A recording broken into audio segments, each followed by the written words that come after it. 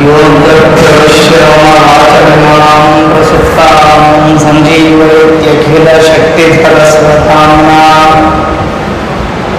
अन्यांश्च हस्तचरणश्रवणप्रदादीन् प्राणाय भगवते पुरुषाय तुभ्यम्। आचार्यः पवनोऽस्माकम् आचार्याणी च भारती देवो नारायणः श्रीशः देवी मङ्गलदेवता करोतु मम कल्याणं हरिः हयमुखाभिदः गुरुश्च मध्वनामो मे वरदोऽस्तु निरन्तरम्। कल्याणाद्भुतगात्राय श्रीमद्वेंकटनाथाय श्रीनिवासाय ते नमः। दुर्वायुभान्तरवये सज्जनेन्द्रीवरेन्दवे श्रीराघवेन्द्रगुरवे नमः कारुण्यसिन्धवे। श्रीपादराजगुरुभ्यो नमः। तपस्वाध्याय शुश्रूषा कृष्णपूजारतं मुनिं विश्वेशमिष्टदं वन्दे परिव्राट्चक्रवर्तिनम्। आपादमौलिपर्यन्तं गुरोः आकृतिं स्मरेत् तेन विघ्नाः नश्यन्ति सिद्ध्यन्ति च मनोरथाः। श्रीगुरुभ्यो नमः। हरिः ओम्। ಹನುಮಂತ ದೇವರ ಮಹಿಮೆಯನ್ನ 2-3 ದಿನಗಳಿಂದ ನಾವು ನೋಡ್ತಾ ಇದ್ದೀವಿ. ಇನ್ನೂ ಭೀಮನ ಅವತಾರಕ್ಕೆ ನಾವು ಹೋಗಲೇ ಇಲ್ಲ. ಯಾಕೆಂದ್ರೆ ಹನುಮನ ಬಗ್ಗೆ ಹೇಳ್ತಾ ಹೋದ್ರೆ ಇಡೀ ರಾಮಾಯಣವನ್ನೇ ನಾವು ನೆನಪು ಮಾಡ್ಕೊಳ್ತೀವಿ. ಹನುಮಂತನ ಮಹಿಮೆ ಮುಗಿದ ಮೇಲೆ ಭೀಮಸೇನ ದೇವರ ಬಗ್ಗೆ ಅವರದ್ದೇ ಆದ ಇನ್ನೊಂದು ರೂಪ, ಹೆಚ್ಚು ಕಮ್ಮಿ ಎಲ್ಲರೂ ಒಂದೇ ಕೆಲಸವನ್ನು ಮಾಡಿದರು. ಅಲ್ಲಿ ವಿಶೇಷ ಏನಂದ್ರೆ ಸಮುದ್ರವನ್ನು ಹಾರಿ ಸೀತೆಯನ್ನ ಹುಡ್ಕೊಂಡು ಬಂದಿದ್ದು. ಇಲ್ಲಿ ದ್ರೌಪದಿಗೋಸ್ಕರ ಮತ್ತು ಧರ್ಮಕ್ಕೋಸ್ಕರ ಆ ಕೃಷ್ಣನ ಆಜ್ಞೆಯಿಂದ ಯುದ್ಧವನ್ನು ಮಾಡಿದ್ದು. ಅಲ್ಲಿ ರಾಮನು ಯುದ್ಧ ಮಾಡಿದ್ದ, ಹನುಮಂತನು ಯುದ್ಧವನ್ನು ಮಾಡಿದ್ದ. ಈ ಕಡೆ ದ್ವಾಪರ ಯುಗದ ಕೊನೆಯಲ್ಲಿ ಕೃಷ್ಣ ಯುದ್ಧ ಮಾಡಲಿಲ್ಲ, ಯುದ್ಧದಲ್ಲಿ ಪಾಲ್ಗೊಂಡ ಅಷ್ಟೇ. ಸಾರಥಿಯಾಗಿ ಆಯುಧವನ್ನು ಹಿಡಿಯೋದಿಲ್ಲ ಅಂತ ಹೇಳಿ ಭಕ್ತರ ಕೈಯಿಂದ ಯುದ್ಧ ಮಾಡಿಸಿದ. ಯಾಕೆಂದ್ರೆ ರಾಮನ ಅವತಾರ ತಾಳಿದಾಗ 3 ಕೋಟಿ ದೈತ್ಯರನ್ನ, ರಾಕ್ಷಸರನ್ನ, ಕೆಟ್ಟವರನ್ನ ಸಂಹಾರ ಮಾಡಿದ್ನಂತೆ. ಸಾಕಿನು ಬಿಟ್ಟುಕೊಡೋಣ ಅಂತ ಭಕ್ತರಿಗೆ ಬಿಟ್ಟುಕೊಟ್ಟನಂತೆ. ಹೀಗೆ ಹನುಮಂತ ದೇವರ ಬಗ್ಗೆ ಹೇಳುವಾಗ ಉಪನಿಷತ್ತಲ್ಲಿ ವಾಯುದೇವರ ಒಂದು ಮಹಿಮೆಯನ್ನ ಹೇಳ್ತಾರೆ. ಬಹಳಷ್ಟು ಜನಕ್ಕೆ ಈ ವಿಷಯ ಗೊತ್ತಿರುತ್ತೆ. ಏನು ಅಂತಂದ್ರೆ, ಕರಣಾಭಿಮಾನಿ ಸುರರು ದೇಹವ ಬಿಡಲು ಕುರುಡ ಕಿವುಡನು ಮೂಕನೆಂದೆನಿಸುವ. ಈ ದೇವತೆಗಳಲ್ಲೆಲ್ಲ ಚರ್ಚೆ ಶುರುವಾಯಿತಂತೆ. ಏನು ಅಂತಂದ್ರೆ, ಒಬ್ಬ ಮನುಷ್ಯನ ದೇಹದೊಳಗೆ ನಾವಿದ್ರೇನೆ ಅವನು ಬದುಕಬಲ್ಲ, ಜೀವನವನ್ನು ನಡೆಸಬಲ್ಲ ಅಂತ ಚರ್ಚೆ. ಒಬ್ಬೊಬ್ಬರು ಒಂದೊಂದು ವಿಷಯಗಳನ್ನ ಹೇಳ್ತಾ ಹೋಗ್ತಾರೆ. ಕಿವಿಯ ಅಭಿಮಾನಿ ದೇವತೆ ಗಣಪತಿ, ಚಂದ್ರ, ಕೆಲವರೆಲ್ಲ ಇದ್ದಾರೆ. ಅವರೆಲ್ಲ ಹೇಳ್ತಾ ಹೋಗ್ತಾರೆ, ನಾನು ಕಿವಿನೇ ಕೇಳುತ್ತೆ ಹೋದ್ರೆ ಅವನಿಗೇನು ಅರ್ಥ ಆಗುತ್ತೆ? ಪಾಠವನ್ನು ಕೇಳಿತಾನೆ ಅವನು ಮಾತಾಡಬೇಕು. ಇದಕ್ಕೂ ಮುಂಚೆ ಅಗ್ನಿದೇವ ಹೇಳಿರ್ತಾನೆ, ಅಗ್ನಿದೇವ ನಾನು ಮೊದಲು, ಯಾಕಂದ್ರೆ ಮಾತಾಡಿಸೋದೇ ನಾನು ಅಂದ ಮೇಲೆ ಎಲ್ಲ ಮಾತಿನಿಂದ ತಾನೇ ನಿಂತಿರೋ ಜಗತ್ತು ಅಂತ ಹೇಳಿದಾಗ ಕಿವಿಯಿಂದ ಕೇಳಿದ್ರೆ ತಾನೇ ನೀವು ಮಾತಾಡಲಿಕ್ಕೆ ಬರುತ್ತೆ. ಗುರುಗಳು ಪಾಠ ಹೇಳಿದ್ರೆ ತಾನೇ ನೀವು ಮಾತಾಡ್ಬೋದು. ಹಾಗಾಗಿ ನಾನು ಮೊದಲು ಅಂತ ಈ ಕಡೆ ಚಂದ್ರ ಹೇಳ್ತಾನೆ. ಚಂದ್ರ ಆಮೇಲೆ ನೀವು ಏನೇ ಮಾತಾಡಿದ್ರು, ಏನೇ ಅದನ್ನ ನೀವು ಕೇಳಿದ್ರು ಕೂಡ ನೋಡ್ಬೇಕಲ್ಲ, ದೇವರು ಹಿಂಗಿದ್ದಾನೆ ಹಂಗಿದ್ದಾನೆ ಅಂತ ನಾನು ವರ್ಣನೆ ಮಾಡ್ತೀನಿ. ತಿರುಪತಿ ಬೆಟ್ಟ ಹಿಂಗಿದೆ, ತಿರುಪತಿ ವೆಂಕಪ್ಪ ಹೀಗಿದ್ದಾನೆ ಅಂತ ಹೇಳಿದಾಗ ನೋಡ್ಬೇಕು ಅಂತ ಆಸೆ ಆದಾಗ ನೋಡ್ಲಿಕ್ಕೆ ಒಂದು ಇಂದ್ರಿಯ ಬೇಕಲ್ವ. ಮೊದಲು ಅಂತ. ಅಂದರೆ ನನ್ನಿಂದ ನೀವೆಲ್ಲ ಜಗತ್ತನ್ನು ನೋಡ್ತಾ ಇದ್ದೀರಿ, ಹಾಗಾಗಿ ನಾನೇ ಮೊದಲು ಅಂತ. ಆಮೇಲೆ ಮೂಗಿನ ಅಭಿಮಾನಿ ಅಶ್ವಿ ದೇವತೆಗಳು. ನಾವು ಮೂಗಲ್ಲಿ ಗಂಧವನ್ನು ಕೊಡದೆ ಹೋದರೆ ಅವರಿಗೆ ಆನಂದವೇ ಆಗೋದಿಲ್ಲ. ಮೂಗಿಗೆ ಸ್ಮೆಲ್ ಬರದೆ ಹೋದರೆ ರೋಗ ಬಂದಿದೆ ಅಂತ. ಈ ಕೊರೋನಾ ಟೈಮಲ್ಲಿ ಆಗಿತ್ತು ನೋಡ್ರಿ ಎಲ್ರಿಗೂ. ಮೂಗಿಗೆ ಏನಾದರೂ ನಿಮಗೆ ಸ್ಮೆಲ್ ಬರುತ್ತಾ ಅಂತ ಹೇಳಿದ್ರೆ ಇಲ್ಲ, ಬರ್ತಾ ಇಲ್ಲ ಅಂತ ಕೆಲವರು ಸುಳ್ಳು ಹೇಳಿದ್ರು. ಅಂದರೆ ಮೂಗಿನ ಅಭಿಮಾನಿ ದೇವತೆಗಳು ಅವರು ಈ ರೀತಿ ಮಾತಾಡೋಕ್ಕೆ ಶುರು ಮಾಡಿದ್ರು, ನಾವೇ ಮೊದಲು ಅಂತ. ಆಮೇಲೆ ಚರ್ಮದ ಅಭಿಮಾನಿ, ನಿಮಗೆ ಟಚ್ ಫೀಲ್ ಇಲ್ಲದೆ ಹೋದರೆ, ಸ್ಪರ್ಶ ಜ್ಞಾನ ಇಲ್ಲದೆ ಹೋದರೆ ಜಗತ್ತಲ್ಲಿ ಯಾವುದು ಯಾವ ವಸ್ತು ಅಂತ ಕಂಡುಹಿಡಿಯಲಿಕ್ಕೆ ಆಗೋದೇ ಇಲ್ಲ. ಬರೀ ಕಣ್ಣು ಮುಚ್ಚಿ ನಾವು ವಸ್ತುವನ್ನು ಕಂಡುಹಿಡಿಬಹುದು, ಆದರೆ ಆ ಫೀಲ್ ಇಲ್ಲದೆ ಹೋದರೆ ಏನು ಕಥೆ. ಅದಕ್ಕೋಸ್ಕರ ಚರ್ಮದ ದೇವತೆಗಳು, ಇಂದ್ರ, ಕೈಯ ದೇವತೆ ಇಂದ್ರ, ಜಯಂತ, ಎಲ್ಲರೂ ಗಲಾಟೆ. ಜೊತೆಗೆ ಶಿವನೂ ಇದ್ದ. ಇಷ್ಟೆಲ್ಲ ಆಗ್ಬೇಕಾದ್ರೆ ಮನಸ್ಬೇಕಲ್ವ, ಅದಕ್ಕೆ ನಾನೇ ಮೊದಲು. ಕೊನೆಗೆ ಆಯಿತು, ಒಂದು ಪಂದ್ಯ ಕಟ್ಟೋಣ. ಏನು ಅಂದರೆ ಒಬ್ಬೊಬ್ಬರಾಗೆ ಹೊರಗೆ ಹೋಗೋಣ, ಯಾರು ಹೋದರೆ ದೇಹ ಬೀಳ್ತದೋ ಅವರೇ ನಂಬರ್ 1, ಅವರೇ ದೊಡ್ಡವರು ಅಂತ, ಶ್ರೇಷ್ಠರು ಅಂತ ತೀರ್ಮಾನ ಮಾಡೋಣ. ಒಬ್ಬೊಬ್ಬರಾಗಿ ಹೊರಗೆ ಹೋಗ್ತಾರಂತೆ. ಮೊದಲು ಕಿವಿಯ ಅಭಿಮಾನಿ ದೇವತೆ ಹೋಗ್ತಾನೆ, ಕಿವುಡನಾಗ್ತಾನೆ, ದೇಹ ಬೀಳಲ್ಲ. ಕಣ್ಣಿನ ಅಭಿಮಾನಿ ದೇವತೆ ಕುರುಡನಾಗ್ತಾನೆ, ದೇಹ ಬೀಳೋದಿಲ್ಲ. ಎಲ್ಲ ದೇವತೆಗಳು ಹೋಗ್ತಾರೆ, ಆದರೂ ದೇಹ ಹಾಗೆ ನಿಂತಿರುತ್ತೆ. ಮನಸ್ಸು ಹೋಗುತ್ತೆ, ಆದರೆ ಬದುಕಿರುತ್ತೆ ದೇಹ. ಆಗ ವಾಯುದೇವರು ಅಂತ ಹೇಳ್ತಾರೆ, ಏನು ಅಂತಂದ್ರೆ ಏತದ್ ಬಾಣಂ ಅವಸ್ತಭ್ಯ. ಬಾಣ ಅಂತಂದ್ರೆ ನಿನ್ನೆ ಹೇಳಿದ್ದೆ ನಾನು, ಬಾಣ ಅನ್ನೋ ಶಬ್ದಕ್ಕೆ ದೇಹ ಅಂತ ಅರ್ಥ. ಬಾಣ ಅಂತಂದ್ರೆ ನಾಳೆ ನಾಶ ಆಗೋದು, ಅದಕ್ಕೆ ದೇಹ ಅಂತ ನೋಡ್ರಿ. ದೇಹ, ಕಾಯ, ಶರೀರ ಇದೆಲ್ಲ ಬೇರೆ ಬೇರೆ ಅರ್ಥವನ್ನ ಹೇಳ್ತದೆ. ದೇಹ ಅನ್ನೋದೇನು ಅಂತಂದ್ರೆ ಬೆಳೆಯೋದಕ್ಕೆ ದೇಹ ಅಂತ ಕರೀತಾರೆ. ಅಂದ್ರೆ ನಾಳೆ ಬೆಳೆಯುತ್ತೆ, ಅಂದ್ರೆ ಬೆಳೆಯುತ್ತೆ ಅಂದ್ರೆ ನಾಡಿದ್ದು ನಾಶ ಆಗುತ್ತೆ ಅಂತ. ಅಕ್ಕಿ ನೀರು ಮತ್ತೆ ಬೆಂಕಿ ಸೇರಿದ್ರೆ ಅಕ್ಕಿ ಸ್ವಲ್ಪ ದಪ್ಪ ಆಗಿ ಬೆಳೆಯುತ್ತೆ. ಅದನ್ನೇ 3 ಗಂಟೆ ಇಟ್ಟರೆ ನೀವು ಹಳಸೋಗುತ್ತೆ, ಅಂದ್ರೆ ಹಾಳಾಗೋಗುತ್ತೆ. ಅದೇ ರೀತಿ ದೇಹ. ಆಮೇಲೆ ಕಾಯ ಅಂತಂದ್ರೆ ಒಂದು ರೀತಿಯಲ್ಲಿ ಸಂಪತ್ತಿದೆ. ಎಲ್ಲರಿಗೂ ಎಲ್ಲ ಪ್ರಾಣಿಗಳ ದೇಹಕ್ಕೂ ಕಾಯ ಅಂತ ಕರೆಯೋದಿಲ್ಲ, ಮನುಷ್ಯನ ದೇಹಕ್ಕೆ ಮಾತ್ರ ಕಾಯ ಅಂತ ಕರೀತಾರೆ. ಯಾಕೆ ಅಂತಂದ್ರೆ ಈ ಕಾಯ ಅಂತಂದ್ರೆ ಇದನ್ನ ಬಳಸ್ಕೊಂಡು ನಾವು ಸಾಧನೆ ಮಾಡಬೇಕು. ಹೀಗೆ ಒಬ್ಬೊಬ್ಬರು ಒಂದೊಂದು ಕ್ರಿಯೆಯನ್ನು ಮಾಡುವಾಗ ವಾಯುದೇವರು ಬಂದು ಹೇಳ್ತಾರೆ, ಮಾ ಮೋಹ ಯಾರು ನಾನು ಶ್ರೇಷ್ಠ ಅಂತ ಹಾರಾಡಬೇಡ್ರಿ, ನಾನೇ ಶ್ರೇಷ್ಠ ಅಂತ ತೋರಿಸ್ತೀನಿ ನಿಮಗೆ. ಈ ಘಟನೆ ನಿಮಗೆಲ್ಲರಿಗೂ ಗೊತ್ತಿರಲಿಕ್ಕಿಲ್ಲ. ವಾಯುದೇವರು ಹೋದ ತಕ್ಷಣ ದೇಹ ಬಿತ್ತು ಅಂತ ಕಥೆ ಕೇಳಿರ್ತೀರಿ. ಆದರೆ ಉಪನಿಷತ್ತಲ್ಲಿ ಇರೋದು ಏನು ಅಂತಂದ್ರೆ ದೇವತೆಗಳೆಲ್ಲ ಮತ್ತೆ ದೇಹಕ್ಕೆ ಬಂದಿರುತ್ತೆ. ದೇಹಕ್ಕೆ ಸೇರ್ಕೊಂಡ ಮೇಲೆ ಒಂದು ಸಾರಿ ವಾಯುದೇವರು ಉತ್ಕ್ರಾಮತ ಇವ ಅಂದ್ರೆ ಹೊರಗಡೆ ಬಂದಂತೆ ತೋರಿಸಿದ್ರಂತೆ. ಅಂದ್ರೆ ದೇಹದಿಂದ ವಾಯುದೇವರು ಹೊರಗಡೆ ಬಂದಂತೆ, ಪೂರ್ತಿ ಬಂದಿಲ್ಲ, ಸ್ವಲ್ಪ ಹೊರಗಡೆ ಬಂದಂತೆ ಮಾಡಿದಾಗ ಉಳಿದ ದೇವತೆಗಳಿಗೆ ಅಲ್ಲಿ ಇರ್ಲಿಕ್ಕೆ ಆಗಲಿಲ್ಲಂತೆ. ಉದಾಹರಣೆಗೆ ಈ ಬೇಸಿಗೆ ಕಾಲದಲ್ಲಿ 45-50 ಡಿಗ್ರಿ ಬಿಸಿಲು ಇರ್ತದೆ. ಈ ಶೆಡ್ ಮನೆ ಒಳಗಡೆ ನಾವಿರ್ತೀವಿ, ಫ್ಯಾನು ಹಾಕಿರ್ತೀವಿ, ಕರೆಂಟ್ ಹೋಗುತ್ತೆ. ಆಗ ನಮಗೆ ಹೆಂಗಾಗುತ್ತೆ ಒಳಗಡೆ? ಅದೇ ರೀತಿ ದೇವತೆಗಳಿಗೆ ಆಯ್ತಂತೆ. ವಾಯುದೇವರು ಒಂದು ಕ್ಷಣ ಹೋದಂತೆ ನಟಿಸಿದರಂತೆ. ಇದು ಉಪನಿಷತ್ತಲ್ಲಿರೋ ಕಥೆ. ಆಗ ದೇವತೆಗಳೆಲ್ಲ ಬಹಳ ಒಂದು ರೀತಿಯಲ್ಲಿ, ವಾಸ್ತವಿಕವಾಗಿ ದೇವತೆಗಳು ಯಾಕೆ ಈ ರೀತಿ ನಡ್ಕೊಂಡ್ರು ಅಂದ್ರೆ ವಾಯುದೇವರು ಮೊದಲಿಗರು. ವಾಯುದೇವರಿಗೆ ಆದಿತ್ಯ ಅಂತ ಹೆಸರು. ಸಂಸ್ಕೃತದಲ್ಲಿ ತ್ಯ ಅಂದ್ರೆ ಇರುವುದು, ಆದಿ ಅಂದ್ರೆ ಮೊದಲು. ಆದಿ ಅಂದ್ರೆ ಮೊದಲು, ತ್ಯ ಅಂದ್ರೆ ಇರುವುದು, ಅಂದ್ರೆ ಮೊದಲು ಇರುವವರು. ಮೊದಲು ಅಂದ್ರೆ ಫಸ್ಟ್, ಇವರೇ ನಂಬರ್ 1, ಇವರೇ ಗ್ರೇಟ್. ದೇವತೆಗಳಿಗೆಲ್ಲ ಆನಂದವಾಯ್ತಂತೆ, ತುಂಬಾ ಆನಂದ ಆಗಿ ಆಮೇಲೆ ವಾಯುದೇವರು ಮತ್ತೇನು ಮಾಡ್ತಾರೆ, ಭೂಮಿಯಲ್ಲಿ ಕೆಲಸ ಅಂತ ನೋಡಿದಾಗ ದೇವತೆಗಳು ಒಂದಷ್ಟು ಪಟ್ಟಿಯನ್ನು ಕೊಡ್ತಾರೆ. ಬಹಳ ಜನ ಈ ಮಳೆ ಜಾಸ್ತಿ ಆದಾಗ ವರುಣನಿಗೆ ಬೈತಾರೆ, ಏನು ವರುಣನ ಆರ್ಭಟ ಅಂತ. ಏನೇನೋ ಹೇಳ್ತಾರೆ. ಈ ಟಿ ವಿನವರಿಗಂತೂ ಮಾಡ್ಲಿಕ್ಕೆ ಕೆಲಸ ಇಲ್ಲ. ಅಲ್ಲಿ ಮಳೆ ಸುರಿಸೋದು ನಿಜವಾಗ್ಲೂ ಇಂದ್ರ.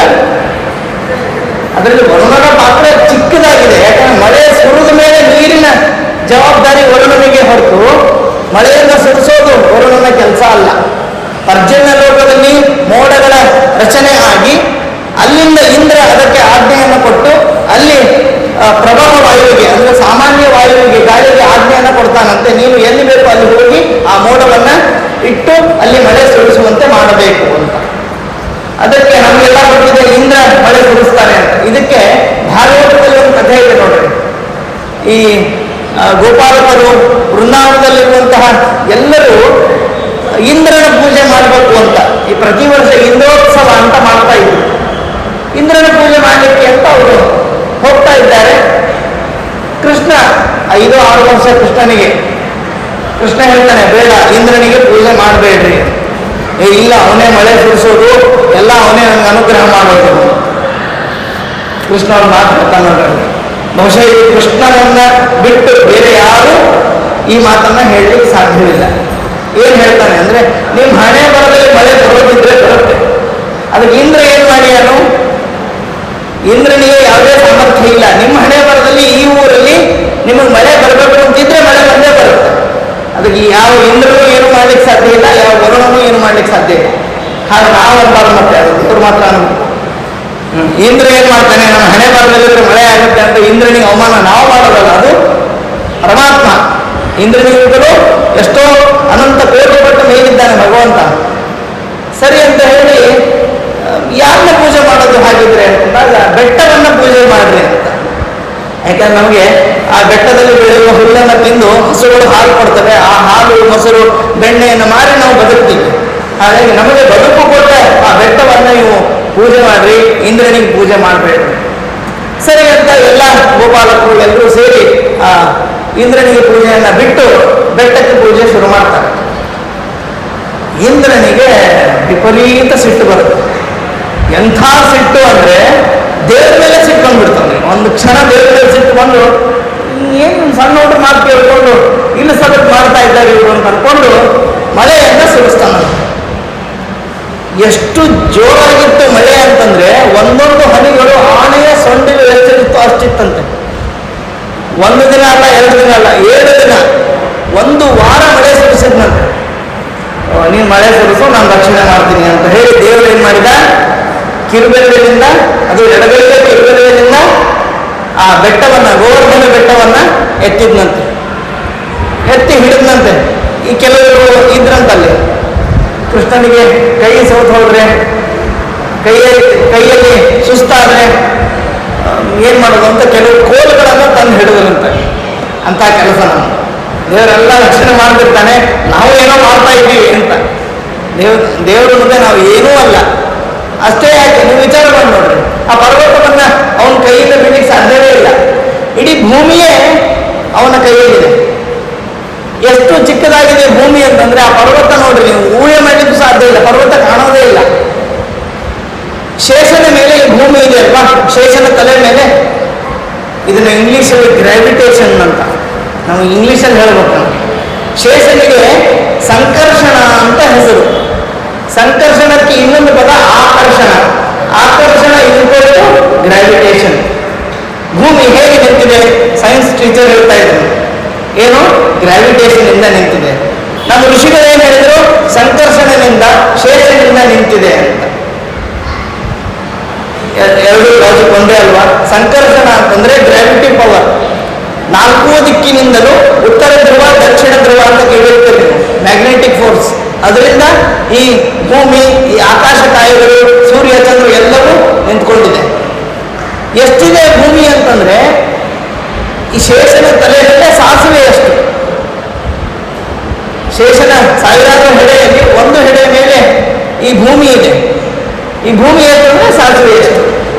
ಇನ್ನು ಅದರಲ್ಲಿರುವ ಗೋವರ್ಧನ ಪರ್ವತ. ಈ ಶೇಷನನ್ನ ಹೊತ್ತವನು ವಾಯುದೇವ. ಅದನ್ನ ಶ್ರೀಪಾದರಾಯ ಹೇಳಿದ್ದಾರೆ, ನಾನು ಮೊದಲೇ ದಿನ ಹೇಳಿದ್ದೆ, ಕೂರ್ಮ ರೂಪದಿಂದ ವಾಯುದೇವ ಹೊತ್ಕೊಂಡಿದ್ದಾನೆ ಶೇಷನನ್ನ. ಜೊತೆಗೆ ಆ ವಾಯುದೇವನನ್ನ ಮತ್ತೆ ಕೂರ್ಮ ರೂಪದಿಂದ ವಿಷ್ಣು ಪರಮಾತ್ಮ ಹೊತ್ಕೊಂಡಿದ್ದಾನೆ. ಅಷ್ಟೇ ಅಲ್ಲ, ಶಿಂಶುಮಾರ ರೂಪದಿಂದ ಆಕಾಶ ಕಾಯದಲ್ಲಿ, ಬ್ರಹ್ಮಾಂಡದಲ್ಲಿ ಬ್ರಹ್ಮರೂಪದಿಂದ, ಈ ಕಡೆ ಕೂರ್ಮ ರೂಪದಿಂದ, ದೇಹದಲ್ಲಿ ನಮ್ಮ ಬಿಂಬ ರೂಪನಾಗಿ, ಆಮೇಲೆ ಅನೇಕ ಅವತಾರಗಳಿಂದ ಎಷ್ಟು ರೂಪ, ಇದೇನು ಅಲ್ಲೇ ಇಲ್ಲ ಭಗವಂತನಿಗೆ. ಮತ್ತೆ ಭಗವಂತ ಆ ಬೆಟ್ಟವನ್ನು ಯಾಕೆ ಎತ್ತಿದ ಅಂತಂದ್ರೆ, ರಾಮಾವತಾರ ಕಾಲದಲ್ಲಿ ಹನುಮಂತ ಬೆಟ್ಟವನ್ನ ಎತ್ತಿದ. ಹನುಮಂತನಿಗೆ ಶಕ್ತಿ ಕೊಟ್ಟು ನಾನೇ ಅಂತ ಹೇಳ್ಬೇಕಲ್ಲ, ಹಾಗಿದ್ರೆ ಎತ್ತಿ ತೋರಿಸು ಅಂತ ಕೇಳ್ತೀವಿ. ನೋಡ್ರಿ ಎತ್ತಿದ್ದೀನಿ ಅಂತ. ದೇವರು ನಾ ಎಲ್ಲ ಮಾಡಿದ್ದೀನಿ, ಅವ್ರ ಮೂಲಕನೂ ಮಾಡಿಸಿದ್ದೀನಿ, ನಾನು ಮಾಡಿದ್ದೀನಿ. ಯಾಕಂದ್ರೆ ಹನುಮಂತ ಎತ್ತಿದ್ದು ಹೀಗೆ, ದೇವರು ಹೀಗೆ ಎತ್ತು ಬಿಟ್ಟ. ನೀವು ಹೀಗಂದ್ರೆ ನಾನು ಅಂದ್ರೆ ಎಷ್ಟು ಮೇಲಿದ್ದಾನೆ ಅಂತ. ಹೀಗೆ ಕರ್ಣಾಭಿಮಾನಿ ದಿವಿಜರು ದೇಹವ ಬಿಡಲು ಕುರುಡ ಕಿರುಡ ಮೂಕನೆಂದೆನಿಸುವ. ಅವರೆಲ್ಲ ಹೋದ್ರೆ ಬರೀ ಕುರುಡ ಕಿರುಡ ಅಂತ ಕರೀತಾರೆ, ಆದರೆ ಪ್ರಾಣ ಹೋದ್ರೆ ತುಂಬಾ ಕಷ್ಟ ಇದೆ. ಪ್ರಾಣ ಹೋದ್ರೆ ಮುಗದೇ ಹೋಯ್ತು, ಇನ್ನೂ ಇರಬೇಕಾಗಿತ್ತು. 99 ಹೋದ್ರು ನಾವು ಅದೇ ಹೇಳ್ತೀವಿ, ಇನ್ನೂ ಇರಬೇಕಾಗಿತ್ತು.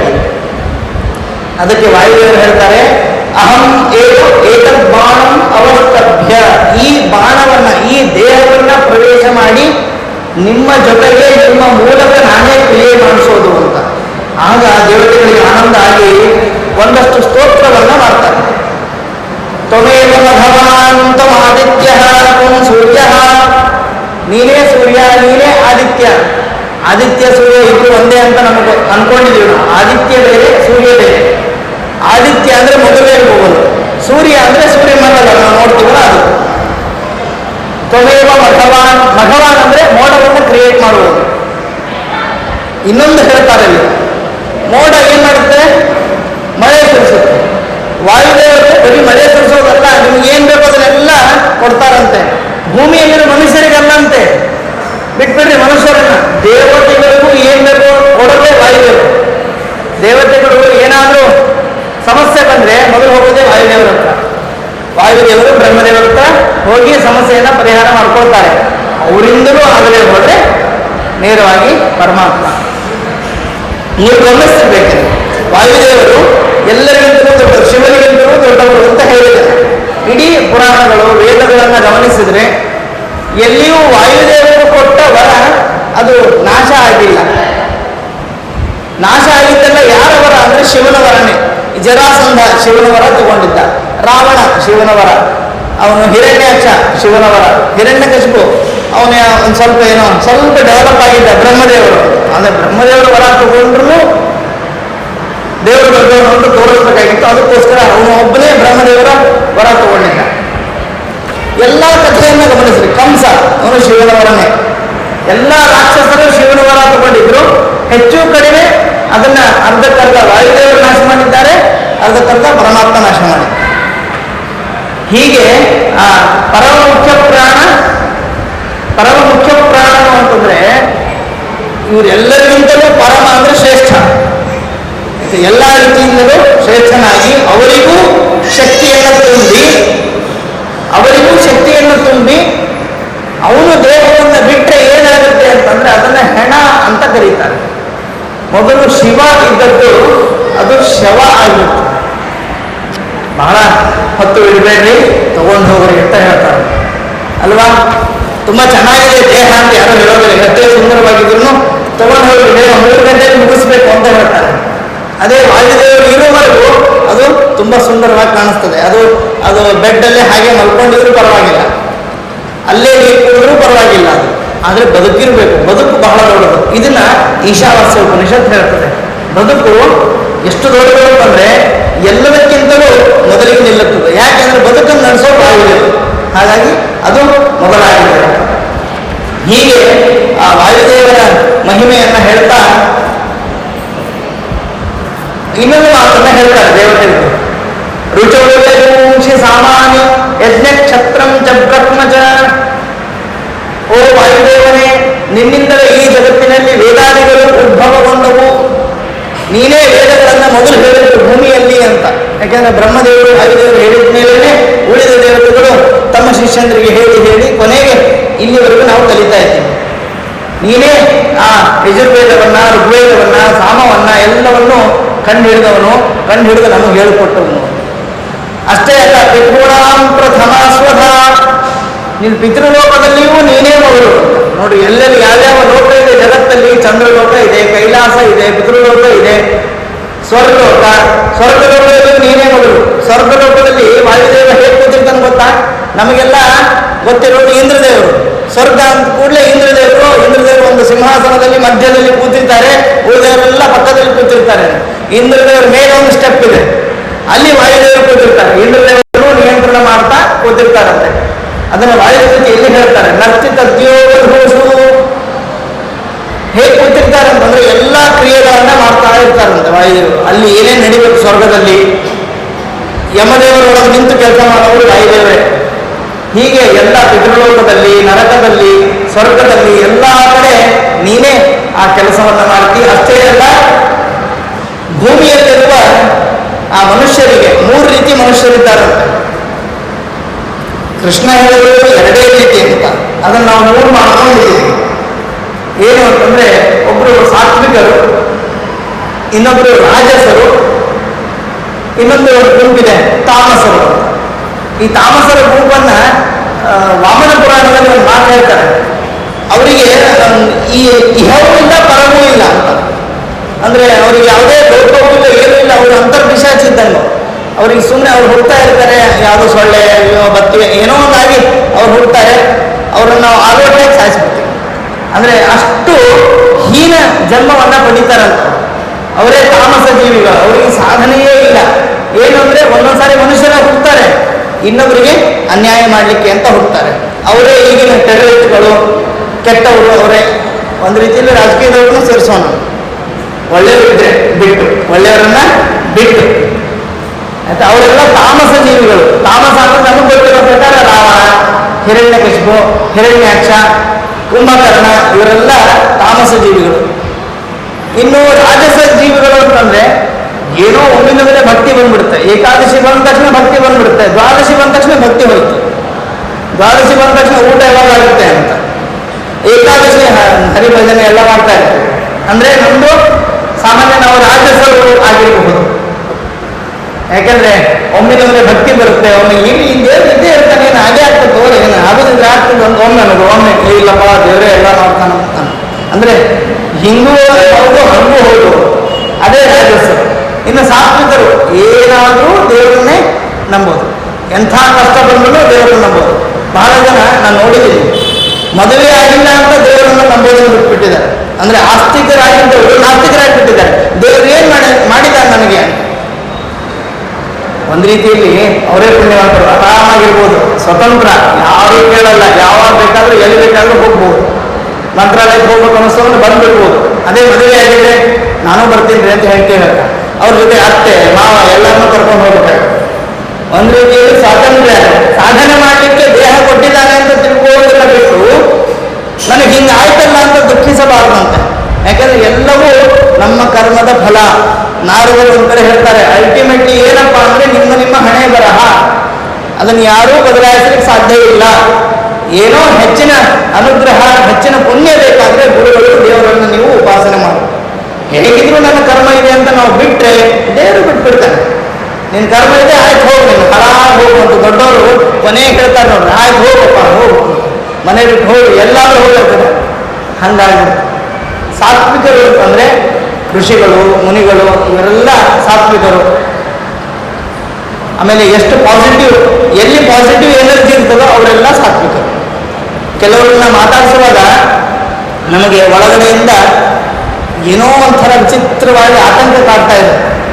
ಅದು ಗೊತ್ತಾಗಲ್ಲ ನಮಗೆ, ಹೊರಗೆ ಬಂದ್ಮೇಲೆ ಗೊತ್ತಾಗುತ್ತೆ. ಅವರಿಂದ ದೂರ ಬಂದಮೇಲೆ ಆ ನೆಗೆಟಿವ್ ಎನರ್ಜಿ ನಮ್ಗೆ ಗೊತ್ತಾಗುತ್ತೆ. ನಾನು ಎಕ್ಸ್ಪೀರಿಯನ್ಸ್ ಮಾಡಿದ್ದೀನಿ ಇದನ್ನು. ಒಬ್ಬರ ಹತ್ರ ಮಾತಾಡುವಾಗ ನನಗೆ ದೇವರ ಬಗ್ಗೆ ಚಿಂತನೆ ಇಲ್ಲದಂಗೆ ಆಗಿಬಿಟ್ಟಿತ್ತು, ಅಷ್ಟು ನೆಗೆಟಿವ್ ಎನರ್ಜಿ. ಇನ್ನು ಕೆಲವೊಬ್ಬರ ಹತ್ರ ಕೂತ ತಕ್ಷಣ ಸಾಕು. ಮೊನ್ನೆ ಒಬ್ಬರು ಆಚಾರ್ಯ ಭೇಟಿಯಾಗಿದ್ರು. ಎಂಥ ಸಾತ್ವಿಕರು ಅಂತಂದ್ರೆ ಮಾತು ಎತ್ತಿದ್ರೆ ಪುರಾಣ, ಮಾತು ತೆಗೆದ್ರೆ ಶಾಸ್ತ್ರ. ನೋಡ್ರಿ, ಹಿಂಗೆ ಶಾಸ್ತ್ರದಲ್ಲಿ ಹಿಂಗಿದೆ, ಅದರಲ್ಲಿ ಹಿಂಗಿದೆ, ಇದರಲ್ಲಿ ಹಿಂಗಿದೆ, ಎಲ್ಲ ಪುರಾಣಗಳು 18 ಪುರಾಣ, ಮಹಾಭಾರತ ಎಲ್ಲ ಹೇಳ್ತಾ ಹೋದ್ರು.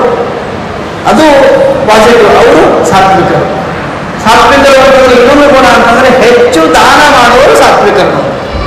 ನಾನು ನನ್ನದು ಅಂತನ್ನೋರೆಲ್ಲ ರಾಜಸರು, ನಾನೇ ನನ್ನದೇ ಅನ್ನೋರು ತಾಮಸರು. ನಾನಲ್ಲಪ್ಪ ನಂದಲ್ಲಪ್ಪ ಅನ್ನೋರು ಸಾತ್ವಿಕ.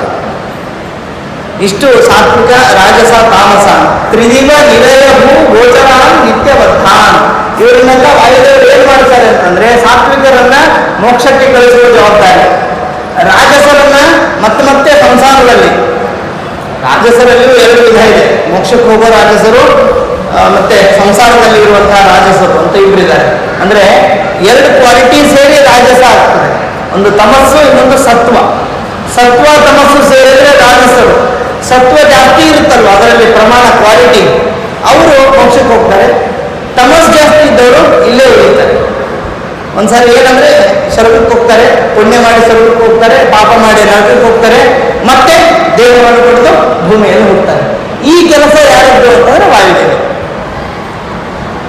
ಹೀಗೆ ವಾಯುದೇವರ ಮಹಿಮೆಯನ್ನೇ ನಾವು ಇನ್ನೂ ಹೇಳ್ತಾ ಹೋದ್ರೆ ಮುಗಿಯೋದಿಲ್ಲ. ಯಾಕಂದ್ರೆ ಸಮಸ್ತ ವೇದಗಳಲ್ಲಿ ವೇದಗಳಿಗೆ ಮೂರು ಅರ್ಥ ಅಂತ ಇದೆ.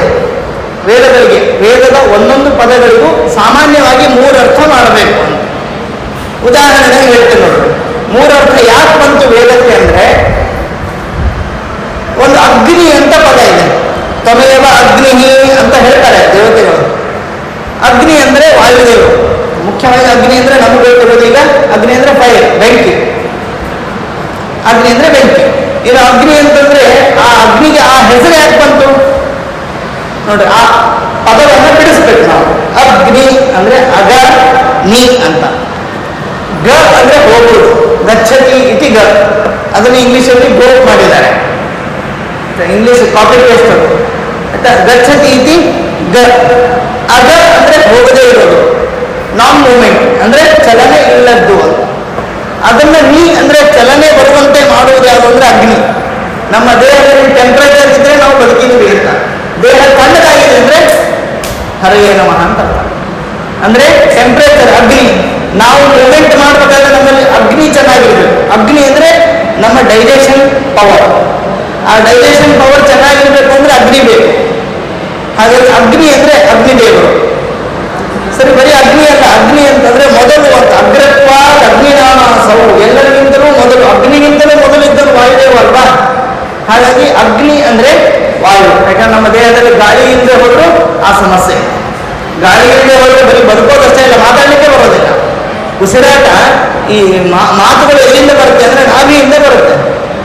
ನಾಭಿಯಿಂದ ಬಂದು ಅಗ್ನಿಯ ಸ್ಫೋಟವಾಗಿ ಅಲ್ಲಿಂದ ಗಂಟಲಿಗೆ ಬಂದು ಅಲ್ಲಿ ವಾಯುದೇವರು ಡಿಸೈಡ್ ಮಾಡ್ತಾರೆ, ನಿರ್ಧಾರ ಮಾಡಿ ಯಾವ ಅಕ್ಷರ ಮಾತಾಡ್ಬೇಕು ನಾವು ಅಂತ ತೀರ್ಮಾನ ಮಾಡಿ ಅಕ್ಷರಗಳನ್ನು ಹೊರ ಹಾಕ್ತಾರೆ. ಹೊರಗಿರುವ ಆಕಾಶ ಏನಿದೆ ಅಲ್ವಾ, ಆಕಾಶದಲ್ಲಿರುವ ವಾಯುದೇವರು ಅದನ್ನ ರಿಸೀವ್ ಮಾಡ್ತಾರೆ. ಅದನ್ನು ರಿಸೀವ್ ಮಾಡಿ ನಿಮ್ಮ ಕಿವಿ ಹಾಕ್ತಾರಂತೆ. ಇಷ್ಟೆಲ್ಲ ಪ್ರೊಸೆಸ್ ನಡಿಬೇಕು. ಅದಕ್ಕೆ ಅಗ್ನಿ ಅಂದ್ರೆ ವಾಯುದೇವರು. ಸರಿ, ವಾಯುದೇವರ ಸ್ವತಂತ್ರದ, ವಾಯುದೇವರನ್ನು ಹುಟ್ಟಿಸಿದವನು ಯಾರಾದರೂ ಇದ್ದಾನ ಅಂತಂದ್ರೆ ಅವನೇ ಪರಮಾತ್ಮ. ಅವನಿಗೂ ಅಗ್ನಿ ಅಂತ ಹೆಸರು. ಅದಕ್ಕೆ ಋಗ್ವೇದದ ಮೊದಲನೇ ಮಂತ್ರವೇ ಅಗ್ನಿಮೇಲೆ ಪುರೋಹಿತಂ ಯಜ್ಞಸ್ಯ ದೇವ ಮೃತ್ವಿಜಂ ಹೋತಾರಂ ರತ್ನಧಾತಮಂ. ಅಗ್ನಿ ಮೇಲೆ ಋಗ್ವೇದದ ವೇದಗಳ ಮೊದಲ ಪದವೇ ಅಗ್ನಿ ಅಂತ. ಯಾಕೆ ಅಂದ್ರೆ ಮೊದಲು ಎದ್ದೇಳಿ ಅಂತ. ಅದಕ್ಕೆ ಅಗ್ನಿ, ಬೆಳಕು. ಅಗ್ನಿ ಅಂದ್ರೆ ಬೆಳಕು. ಅಗ್ನಿ ಅಂದ್ರೆ ಮೂಮೆಂಟ್ ಇಲ್ಲಾರ್ದನ್ನ, ಚಲನೆ ಇಲ್ಲಾರ್ದನ್ನ ಚಲನೆ ಬರುವಂತೆ ಮಾಡುವುದು. ಹೀಗೆ ವೇದದಲ್ಲಿ ಬರುವ ಪದಗಳಿಗೆ ಮೂರರ್ಥ. ಯಾಕೆ ಅಂತ ಈಗ ಗೊತ್ತಾಯ್ತು ನಮಗೆ. ಯಾಕೆ ಮೂರರ್ಥ? ಮೊದಲನೇದ್ದು ಆ ಪದ ಯಾರನ್ನು ಹೇಳುತ್ತೋ ಮೊದಲು. ಈ ವರುಣ ಅಂದ ತಕ್ಷಣ ವರುಣ, ನೀರನ್ನ ಮೇಂಟೈನ್ ಮಾಡುವವನು, ಗಂಗಾ ದೇವಿಯ ಪತಿ ಆಯ್ತಾ. ವರುಣ ಅಂದ್ರೆ ಏನರ್ಥ? ವರುಣ ಅಂತಂದ್ರೆ ಎಲ್ಲ ಕಡೆ ಇರುವವನು. ಎಲ್ಲ ಕಡೆ ನೀರಿದೆ ಅಲ್ವಾ, ಆಕ್ಸಿಜನ್ ಅಲ್ಲಿ ನೋಡ್ರಿ, ಇದು H2O, ನೀರೆಲ್ಲ H2O ಅಲ್ವಾ, ಹೈಡ್ರೋಜನ್ ಆಕ್ಸಿಜನ್ ಹೇಳ್ತೀವಿ ನಾವು ಆಯ್ತಾ. ಎಲ್ಲ ಕಡೆ ನೀರಿದೆ. ನೀರಿದೆ ಅಂತಂದ್ರೆ ಅರ್ಥ ಏನು? ಆವೃಣೋತಿ ಇತಿ ವರುಣ. ಎಲ್ಲ ಕಡೆ ಇರೋದಕ್ಕೆ ಅವನಿಗೆ ವರುಣ ಅಂತ ಹೆಸರು.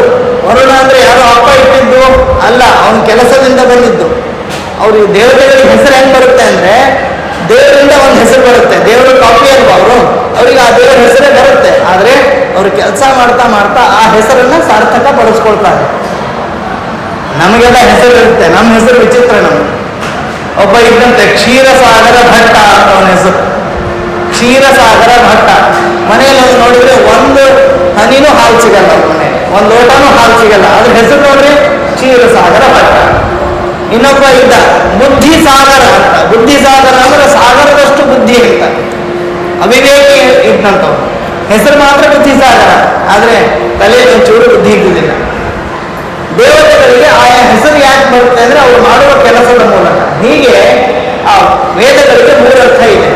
ತ್ವಮೇವ ಅಗ್ನಿ, ನೀನೇ ಎಲ್ಲವನ್ನ ರಕ್ಷಣೆ ಮಾಡ್ತಿ, ಚಲನೆ ಬರುವಂತೆ ಮಾಡ್ತಿ. ಅಷ್ಟೇ ಅಲ್ಲ, ವಾಯುದೇವರಿಗೆ ಇನ್ನೊಂದು ಹೆಸರಿದೆ, ರುದ್ರೋಸಿ ಪರಿರಕ್ಷಿತ ತ್ವಮಂತರಿಕ್ಷೇ ಚರಸಿ. ನೀನು ಎಲ್ಲಿದ್ದೀಪ ಅಂತಂದ್ರೆ ನೀನು ಅಂತರಿಕ್ಷದಲ್ಲಿದ್ದಿ. ಅಂತರಿಕ್ಷ ಅಂದ್ರೆ ನಮಗೆ ಮನಸ್ಸಲ್ಲಿ ಬರುವಂತಹ ವಿಷಯ ಏನು ಅಂತಂದ್ರೆ ಎಲ್ಲೋ ಆಕಾಶದಲ್ಲಿದ್ದಾನೆ. ಹೌದು, ಆಕಾಶದಲ್ಲಿ ಇದ್ದೇ ಇದ್ದಾನೆ.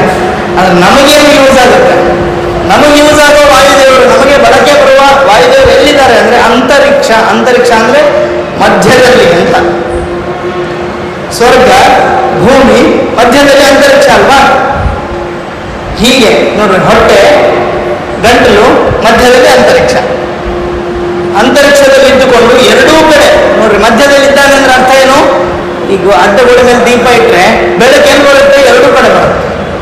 ಈ ಕಡೆನೂ ಬರುತ್ತೆ, ಆ ಕಡೆನೂ ಬರುತ್ತೆ. ಹೀಗೆ ಅಂತರಿಕ್ಷ, ಅಂತಹ ಇಕ್ಷಣಂ ಅಂದ್ರೆ ಮಧ್ಯದಲ್ಲಿದ್ದು ಎಲ್ಲವನ್ನು ನೋಡ್ತಾ ಇದ್ದಿ. ಹೃದಯ ಸ್ತಂಭನ, ಹೃದಯದ ಎಲ್ಲಾ ಕ್ರಿಯೆಗಳನ್ನ ಮಾಡ್ತಾ ಇದ್ದಿ ಅಂತ. ತಮ್ಮ ಅಂತರಿಕ್ಷೇ ಚಲಸಿ. ಆಮೇಲೆ ರುದ್ರೋಸಿ ಪರಿರಕ್ಷಿತ, ಇನ್ನೊಂದು ಹೆಸರು ರುದ್ರೋಸಿ ಪರಿರಕ್ಷಿತ. ನಿನಗೆ ರುದ್ರ ಅಂತ ಹೆಸರು. ರುದ್ರ ಅಂದ್ರೆ ನಮಗೆ ಗೊತ್ತಿರೋ ಪ್ರಕಾರ ಪಾರ್ವತಿಪತಿ ಒಬ್ಬನೇ ರುದ್ರ. ಆದ್ರೆ ಆ ಪದಕ್ಕೆ ಅರ್ಥ ಮಾಡ್ಬೇಕು ನಾವು. ಪಾರ್ವತಿಪತಿಗೆ ಆ ಹೆಸರು ಯಾಕೆ ಬಂತು ಅಂದ್ರೆ ಜೋರಾಗಿ ಅಡ್ಲಿಕ್ಕೆ ಶುರು ಮಾಡಿದ್ದಂತೆ ಹುಟ್ಟಿದ್ಬಿಟ್ಟು. ಅಂದ್ರೆ ಎಲ್ಲ ಮಗುನು ಹೊರಡ್ತಲ್ಲ. ಅದರಲ್ಲಿ ಏನು ವಿಶೇಷ ಅಂದ್ರೆ ಯಾವ ದೇವತೆಗಳು ಹತ್ತಿದ್ದಿಲ್ಲಂತೆ, ರುದ್ರದೇವರು ಮಾತ್ರ ಅಡ್ಲಿಕ್ಕೆ ಶುರು ಮಾಡಿದ್ರೆ. ಅದು ಯಾಕೆ ಏನಂತ ಮತ್ತೊಂದು ಪ್ರಕಾರದಲ್ಲಿ ನೋಡೋಣ. ಏನಂದ್ರೆ ಒಂದೇನೋ ಕತ್ತಲನ್ನು ನೋಡಿದಾಗ ಅಥವಾ ಇನ್ನೇನೋ ಪಡ್ಕೊಳ್ಬೇಕಾದಾಗ ಮಗು ಹೊರಡ್ತಂತೆ. ಹಾಗೆ ಹತ್ತು ತೋರಿಸಿದ್ರಂತೆ, ಇನ್ನೂ ಮೋಕ್ಷ ಪಡೆಯಲಿಕ್ಕಿದೆ ಅಂತ ತೋರಿಸಿದ್ರಂತೆ. ಅದು ರುದ್ರದೇವರಿಗೆ ರೋಗ ಇದು ರುದ್ರ ಅಂತ ಹೆಸರು. ವಾಯುದೇವರಿಗೆ ಆ ಹೆಸರು ಬಂತು ಅಂದ್ರೆ ರುದ್ರದೇವರು ಅಲ್ಲೇ ಇದ್ದಾರಲ್ವ, ಅವರು ಆ ಹೆಸರನ್ನ ವಾಯುದೇವರಿಗೆ ವರ್ಣನೆ ಮಾಡ್ತಾ ಇದ್ದಾರೆ.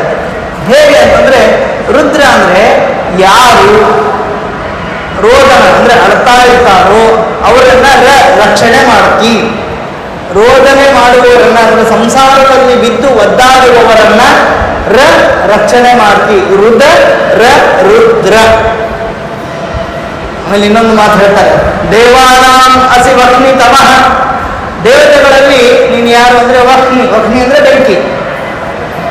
ಈ ನಾವು ಈ ಯಜ್ಞಕುಂಡದಲ್ಲಿ ಆಹುತಿಯನ್ನ ಕೊಡ್ತೀವಿ ಗೊತ್ತಾ?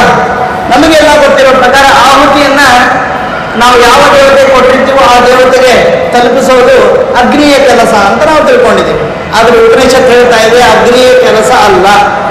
ಅಗ್ನಿ ಸುಮ್ಮನೆ ಒಂದು ರೀತಿಯಲ್ಲಿ ಮೀಡಿಯೇಟರ್. ಇಲ್ಲಿದ್ದದನ್ನ ಅಲ್ಲಿ ಪಕ್ಕದಲ್ಲಿ ಇಟ್ಟಾನೆ ಅಗ್ನಿ ಕೆಲಸ. ಅದನ್ನು ಮಾಡೋದು ಯಾರು ಅಂತಂದ್ರೆ ನಿಜವಾಗ್ಲೂ ವಾಯುದೇವರೇ. ಅದಕ್ಕೆ ಅವ್ರ ಹೆಸರು ವಹ್ನಿ ಅಂತ.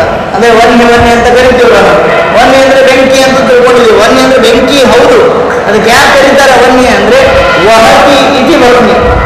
ನಾವು ಕೊಟ್ಟದ್ದನ್ನ ವಹತಿ ಅಂದ್ರೆ ಸ್ವೀಕಾರ ಮಾಡಿ, ಇಂದ್ರ ಯಸ್ವಾಹ ಅಂದ್ರೆ ಇಂದ್ರನಿಗೆ ಹೋಗಿ ತಲುಪಿಸ್ತಾರೆ, ವರುಣ ಯಸ್ವಾಹ ಅಂದ್ರೆ ವರುಣನಿಗೆ ಹೋಗಿ ತಲುಪಿಸ್ತಾರೆ. ಹೀಗೆ ಮಾಡುವವರೇ ವಾಯುದೇವರು, ಹೊರತಾಗಿ ನಾವ್ಯಾರು ಏನೂ ಅಲ್ಲ ಅಂತ ಇದನ್ನ ಬೇರೆ ಯಾರೂ ಹೇಳ್ತಾ ಇಲ್ಲ. ಸ್ವತಃ ಅಗ್ನಿದೇವರು, ಸ್ವತಃ ರುದ್ರದೇವರು, ಅಲ್ಲಿರುವ ಎಲ್ಲ ದೇವತೆಗಳು ಸರೆಂಡರ್ ಆಗ್ತಾ ಇದ್ದಾರೆ ದೇವತೆಗಳು ವಾಯುದೇವರಿಗೆ. ಹೀಗೆ ಆ ವಾಯುದೇವರ ಮಹಿಮೆಯನ್ನು ಹೇಳ್ತಾ ಮುಂದೆ ಆ ತ್ರೇತೆಯಲ್ಲಿ ರಘುಪತಿಯ ಸೇವೆ ಮಾಡುವುದೆಂದು ವಾಮಸುತ ಹನುಮಂತ ನೆಂದೆನಿಸಿದ. ನಾನು ನಿನ್ನೆ ಹೇಳಿದ್ದೇನೆ ವಾಯುದೇವರ ಕಥೆ, ಹನುಮಂತ ದೇವರ ಕಥೆಯನ್ನು. ಅವರು ಅಂಜನಾ ಮತ್ತು ಕೇಸರಿಯಲ್ಲಿ ಹುಟ್ಟಿದರು ಅಂತೆಲ್ಲ ಹೇಳಿದರು. ಕೋಟ ಭಾವದ ಕರಣಿ ಬಿಂಬಕ್ಕೆ ಲಂಘಿಸಿದ ಈತ ಗೆಣೆಯಾರು ಮೂರ್ಲೋಕದೊಳಗೆ. ಆ ಚಿಕ್ಕ ವಯಸ್ಸಿನಲ್ಲಿ ವಾಯುದೇವರಿಗೆ ವಯಸ್ಸು, ಗಾಳಿಗೆ ವಯಸ್ಸಿಲ್ಲ. ಏನ್ರಿ ನಮ್ಮೂರಲ್ಲಿ ಗಾಳಿ ಬೀಸ್ತಾ ಇದೆ, ತುಂಬಾ ವರ್ಷ ಆಯ್ತು ಗಾಳಿ ಬೀಸ್ತಾ ಅಂತ ಯಾರು ಹೇಳಲ್ಲ. ಗಾಳಿಗೆ ಬೆಳಕಿಗೆ ವಯಸ್ಸಾಗಲ್ಲ. ಗಾಳಿ ಅಂದ್ರೆ ವಾಯುದೇವರು, ಬೆಳಕು ಅಂದ್ರೆ ಪರಮಾತ್ಮ. ಬೆಳಕಿಗೆ ಯಾವ್ದಾರು ನೋಡ್ರಿ ಎಷ್ಟು ಏಜ್ ಆಗಿದೆ. ಇನ್ನು ಬಲ್ಪಿಗೆ ವಯಸ್ಸಾಗಿರುತ್ತೆ, ಬಲ್ಪು ಅದರದ್ದು ಏನು ವಾರಂಟಿ ಗ್ಯಾರಂಟಿ ಎಲ್ಲ ಮುಗಿಯುತ್ತೆ. ಆದ್ರೆ ಆ ಬೆಳಕಿದೆಯಲ್ಲ, ಬೆಳಕು ಶ್ರೇಷ್ಠ. ವಾಯುದೇವರಿಗೆ ಹಾಗೆ ಆ ಸಣ್ಣ ವಯಸ್ಸಲ್ಲಿ ಅಂತಂದ್ರೆ ಎಲ್ಲ ವಯಸ್ಸು ಒಂದೇ, ವಾಯುದೇವರ ವಯಸ್ಸು ಚಿಕ್ಕವರಿದ್ರು ದೊಡ್ಡವರಿದ್ರು ಅಂತ ಇಲ್ಲ. ಈ ದೇವತೆಗಳ ಲೋಕದಲ್ಲಿ ಸೂರ್ಯ ಚಂದ್ರ ಅನ್ನೋ ಕಾನ್ಸೆಪ್ಟೇ ಇಲ್ಲ. ಅಲ್ಲಿ ಎಲ್ಲರೂ ಸೂರ್ಯರೇ, ಎಲ್ಲರೂ ಚಂದ್ರರೇ. ಯಾಕಂದ್ರೆ ಅವರೇ ಒಂದು ಬೆಳಕಿನ ಸ್ವರೂಪರಾಗಿರ್ತಾರೆ. ಅವರಿಗೆ ಹಗಲಾಯ್ತು ರಾತ್ರಿ ಆಯ್ತು ಅಂತ ಇಲ್ಲ. ಹೀಗೆ ಆ ಸೂರ್ಯನನ್ನ ಹಿಡಿಯಲು ಹೋಗಿದ್ದ ಅಂತ ನಾವು ನಿನ್ನೆ ನೋಡಿದ್ವಿ. ಆಮೇಲೆ ಈ ಹಾರುವಾಗ ಒಂದು ವಿಶೇಷ ವಿಚಾರವನ್ನು ಹೇಳ್ತಾರೆ ಶ್ರೀಪಾದರ. ಈ ಹಾರ್ತಾ ಇತ್ತಲ್ವ ಸೂರ್ಯನ ಎದುರಿಗೆ, ಹಾರುವಾಗ ತರಳಿ ಅಭಿಮುಖನಾಗಿ ಶಬ್ದಶಾಸ್ತ್ರವ ಪಠಿಸಿ. ಶಬ್ದಶಾಸ್ತ್ರ ಅಂದ್ರೆ ವ್ಯಾಕರಣ. ಈ ಹಾರುವಾಗ ವ್ಯಾಕರಣವನ್ನು ಹೇಳ್ತಾ ಹಾರ್ತಾನಂತ. ಅಂದ್ರೆ ಮೂಲ ವ್ಯಾಕರಣ ಎಷ್ಟಿದೆ ಅಂತ ಸ್ವಲ್ಪ ದೊಡ್ಡವರಂತ ಹೇಳಿದ್ದಾರೆ. ಏನಂದ್ರೆ ಒಂದು ಸಮುದ್ರ ಎಷ್ಟಿದೆ ಅಲ್ವಾ ಅಷ್ಟಿದೆ ಅಂತ ವ್ಯಾಕರಣ. ಗ್ರಾಮರ್ ಪಾರ್ಟ್ ಬರೇ ಸಂಸ್ಕೃತ ವೇದ ಮಂತ್ರಗಳಿಗೆ ಎಷ್ಟು ಓದಬೇಕು ಅದನ್ನೆಲ್ಲ ಅರಿವು ಕೊಡುವವರು ವಾಯುದೇವರು. ಅದಕ್ಕೊಂದು ಉದಾಹರಣೆ ಕೊಟ್ಟಿದ್ದೆ ನಾನು ನಿನ್ನೆ, ಹೆಂಗೆ ಮಾತಾಡಿದ್ರು ವಾಯುದೇವರು ಅಂತ. ಹೀಗೆ ಆ ಸೂರ್ಯನ ಎದುರಿಗೆ ಹಾರುವಾಗ ವ್ಯಾಕರಣ ಶಾಸ್ತ್ರವನ್ನ ಪಠಿಸಿದ್ರಂತೆ. ಅಷ್ಟೇ ಅಲ್ಲ, ಈ ಉದಯಾಸ್ತ ಪರ್ವತಗಳು ಅಂತ ಇದೆ. ಉದಯ ಆಗುವ ಪರ್ವತ ಉದಯಾಚಲ ಅಂತ ಕರಿತೀವಿ. ಅಚಲ ಅಂದ್ರೆ ಪರ್ವತ, ಉದಯಾಚಲ ಅಸ್ತಮಾನ ಅಂದ್ರೆ ಅಸ್ತಾಚಲ, ಉದಯಾಚಲ ಅಸ್ತಾಚಲ ಅಂತ. ಈ ಕಡೆಯಿಂದ ಆ ಕಡೆ ಅಂದ್ರೆ ಪೂರ್ವದಿಂದ ಪಶ್ಚಿಮಕ್ಕೆ ಎಷ್ಟು ಬೇಗ ಹಾರ್ತಿದ್ರು ಅಂತಂದ್ರೆ ಎಲ್ಲಾ ಶಾಸ್ತ್ರಗಳನ್ನ ಹೇಳ್ತಾ ಎಷ್ಟೋ ನಿಮಿಷದಲ್ಲಿ ಹಾರ್ತಿದ್ರಂತೆ ವಾಯುದೇವರು ಹನುಮಂತ ರೂಪದಲ್ಲಿ. ಹೀಗೆ ತರಳಿ ಅಭಿಮುಖನಾಗಿ ಶಬ್ದಶಾಸ್ತ್ರವ ಪಠಿಸಿ ಉಡಬಡಿಸಿ ಹಿಂದು ಮುಂದಾಗಿ ನಡೆದ. ಈ ಕಡೆಯಿಂದ ಆ ಕಡೆ, ಆ ಕಡೆಯಿಂದ ಈ ಕಡೆ ಸೆಕೆಂಡಲ್ಲಿ, ಕ್ಷಣಗಳಲ್ಲಿ ಆ ವಾಯುದೇವರು ಹನುಮಂತ ದೇವರು ಹಾರಿದರು. ಅಲ್ಲಿ ಯಾಕೆ ಹಾರಿ ತೋರಿಸಿದ್ರು? ಯಾಕೆ ಬೇಕಾಗಿತ್ತು ವಾಯುದೇವರು? ಹನುಮಂತ ದೇವರು ಯಾಕೆ ಬೇಕಾಗಿತ್ತು ಅಂತಂದ್ರೆ ಗಾಳಿಯ ಅವತಾರ ಅಂತ ನಾವು ಹೇಳಬೇಕಾಗಿದೆ. ಗಾಳಿ ಇಲ್ಲಿಂದಲ್ಲಿ ಅಲ್ಲಿಂದ ಎಷ್ಟು ಬೇಗ ಹೋಗುತ್ತಲ್ವಾ ಅದನ್ನು ತೋರಿಸ್ಬೇಕಾಗಿದೆ. ಮೂಲ ರೂಪದಲ್ಲಿದೆ, ಆದರೆ ಅದನ್ನು ಅವತಾರ ರೂಪದಲ್ಲಿ ತೋರಿಸ್ಬೇಕು ಅನ್ನೋ ಕಾರಣಕ್ಕಾಗಿ ಹೀಗೆ ಮಾಡಿದರಂತೆ. ಅಷ್ಟೇ ಅಲ್ಲ, ಅಖಿಲ ವೇದಗಳ ಸಾರ ಪಠಿಸಿದನು ಮುನ್ನಲ್ಲಿ ನಿಖಿಲ ವ್ಯಾಕರಣಗಳ ಇವ ಬೇಡಿಲ್ಲ. ಮುಖದಲ್ಲಿ ಕಿಂಚಿತ್ ಅಪಶಬ್ದ ಇವಗಿಲ್ಲೆಂದು ಮುಖ್ಯ ಪ್ರಾಣನನ್ನು ರಾಮ ಅನುಕರಿಸಿದ. ನಾಮೃವೇದ ವಿನೂತಸ್ಯ ನಾಯಜುರ್ವೇದ ಧಾರಿಣಃ ನಾಸಾಮ ವೇದ ವಿದುಷಃ ಶಕ್ಯಮೇವಂ ಪ್ರಭಾಷಿತುಂ ನೂನಂ ವ್ಯಾಕರಣಂ ಕೃತ್ಸನಂ ಅನೇನ ಬಹುಲಾಶ್ರುತಂ ಬಹುವ್ಯಾಹರತಾನೇನ ನ ಕಿಂಚಿತ್ ಅಪಶಬ್ದಿತಂ. ರಾಮದೇವರ ಮಾತು, ರಾಮದೇವರ ಬಾಯಲ್ಲಿ ಬಂದ ಮಾತು. ಎಲ್ಲ ವೇದಗಳನ್ನ, ಎಲ್ಲ ವ್ಯಾಕರಣಗಳನ್ನ ಸ್ಪಷ್ಟವಾಗಿ ನಿಖರವಾಗಿ ಓದಿದವನು ಈ ರೀತಿ ಮಾತನಾಡಬಲ್ಲ ಅಂತ. ಎಷ್ಟೋ ಒಂದು 2-3 ಗಂಟೆ ಮಾತಾಡ್ತಾನಂತೆ ಹನುಮಂತ. ಅದನ್ನ ರಾಮದೇವರೇ ಲಕ್ಷ್ಮಣನಿಗೆ ಹೇಳ್ತಾರೆ, ನೋಡಪ್ಪ ಎಷ್ಟು ಚೆನ್ನಾಗಿ ಮಾತಾಡ್ತಿದ್ದಾನೆ, ಕಪಿಯಾದರೂ ಇಷ್ಟು ಸುಂದರವಾಗಿ ಮಾತನಾಡ್ತಾ ಇದ್ದಾನೆ. ಆಮೇಲೆ ಅಷ್ಟೇ ಅಲ್ಲ, ಇಲ್ಲಿ ಒಂದು ದೇವರ ಮಹಿಮೆಯನ್ನು ಹೇಳ್ತಾರೆ ಸೂಕ್ಷ್ಮವಾಗಿ. ವಾಯುದೇವ ಹನುಮಂತ ದೇವರು ಇಷ್ಟೆಲ್ಲ ಮಾತಾಡಿದರು, ಎಲ್ಲ ವೇದಗಳನ್ನು ಓದಿ ಅಂತ ರಾಮದೇವರು ಹೇಳುವಾಗ, ಎಲ್ಲ ವೇದಗಳನ್ನು ಓದಿದ್ದಾರೆ ಅಂತ ಹೇಳುವಾಗ ಇವ್ರಿಗೆ ಗೊತ್ತಿರ್ಬೇಕಲ್ಲ, ಅದು ಮಹಿಮೆ. ಅದನ್ನು ಗಮನಿಸ್ಬೇಕು ನಾವು. ರಾಮದೇವರಿಗೆ ಎಲ್ಲ ಸಕಲ ವೇದಗಳು, ಸಕಲ ಶಾಸ್ತ್ರಗಳು, ಎಲ್ಲ ಶಾಸ್ತ್ರಗಳು ಹೇಳೋದೇ ರಾಮದೇವರನ್ನು. ಇನ್ನು ರಾಮನಿಗೆ ಅದು ಗೊತ್ತಿರಲ್ವಾ? ಅಂದ್ರೆ ಎಲ್ಲವನ್ನೂ ಬಲ್ಲವನು, ಸರ್ವಜ್ಞ. ರಾಮನಿಗೆ ಹೆಸರೇನಂದ್ರೆ ಸರ್ವಜ್ಞ ಅಂತ. ಸರ್ವಜ್ಞ ಅಂದ್ರೆ ವಾಯುದೇವರನ್ನೂ ತಿಳಿದಿದ್ದಾನೆ, ಇನ್ನೊಂದೇನಂದ್ರೆ ತನ್ನ ಬಗ್ಗೆನೂ ತಾನು ತಿಳಿದಿದ್ದಾನೆ. ಸಾಮಾನ್ಯವಾಗಿ ನಮಗೆ ಇನ್ನೊಬ್ಬರ ಬಗ್ಗೆ ಗೊತ್ತಿರುತ್ತೆ, ನಮ್ಮ ಬಗ್ಗೆ ನಮಗೆ ಗೊತ್ತಿರೋದು. ನಮ್ಮ ಬಗ್ಗೆ ಇನ್ನೊಬ್ರು ಯಾರು ಹೇಳಬೇಕು ನಮಗೆ, ನೀವು ಯಾರು, ನೀವು ಹಿಂಗಿದ್ರಿ, ನೀವು ಹಂಗಿದ್ರಿ ಅಂತ. ನೀನು ತುಂಬ ಬುದ್ಧಿವಂತ ಕಣ ಅಂತ ನಾವು ಮಕ್ಕಳಿಗೆ ಹೇಳ್ತೀವಲ್ಲ, ಹಾಗೆ ನಮ್ಮ ಬಗ್ಗೆ ನಮಗೆ ಹೇಳಬೇಕು. ಆದರೆ ದೇವರಿಗೆ ಮತ್ತು ವಾಯುದೇವರಿಗೆ ಆ ರೀತಿ ಹೇಳುವ ಅವಶ್ಯಕತೆ ಇಲ್ಲ. ಹೀಗೆ ಹನುಮಂತ ಎಲ್ಲ ಮುಂದೆ ನಿಮಗೆಲ್ಲ ಕಥೆ ಗೊತ್ತಿದೆ. ಸಮುದ್ರವನ್ನು ದಾಟಿ ಸೀತೆಯನ್ನು ನೋಡಿಕೊಂಡು ಮರಳಿ ಬಂದು ರಾಮನಿಗೆ ಎಲ್ಲ ಒಪ್ಪಿಸಿ ಮುಂದಿನ ಕಥೆ ನಿನ್ನೆ ಹೇಳಿದ್ದೆ ನಾನು. ಬಹುಶಃ ಕೆಲವರೆಲ್ಲ ಇವತ್ತು ಬಂದಿದ್ದೀರಿ ಅಂತ ಅನ್ಕೊಂಡಿದ್ದೀನಿ. ಆದರೂ ಒಂದು ಸ್ವಲ್ಪ ಕಥೆಯನ್ನು ಹೇಳ್ತೇನೆ ನಾನು. ಏನಂದ್ರೆ, ಸೀತೆಯ ಅಪಹರಣ ಆದಮೇಲೆ ಯಾರು ಸೀತೆಯನ್ನು ನೋಡ್ಕೊಂಡು ಬರಬೇಕು ಅಂತ ತೀರ್ಮಾನ ಮಾಡುವಾಗ ಸುಗ್ರೀವ ಹೇಳ್ತಾನೆ, ಹನುಮಂತ ನೀನೇ ಹೋಗ್ಬಾರಪ್ಪ, ನೀನೇ ಒಳ್ಳೆ ಬುದ್ಧಿವಂತ, ಪರಾಕ್ರಮಿ, ಬಲ ಇರುವವನು ಅಂತೆಲ್ಲ ಹೇಳಿ ಹನುಮಂತನನ್ನ ಕಳಿಸ್ತಾನೆ. ಯಾಕೆಂದ್ರೆ ಭಯ ಏನಾದರೂ ಆತಂಕ ಯಾವ ಕಡೆಯಿಂದಾದ್ರೂ ಬರ್ಬೋದು.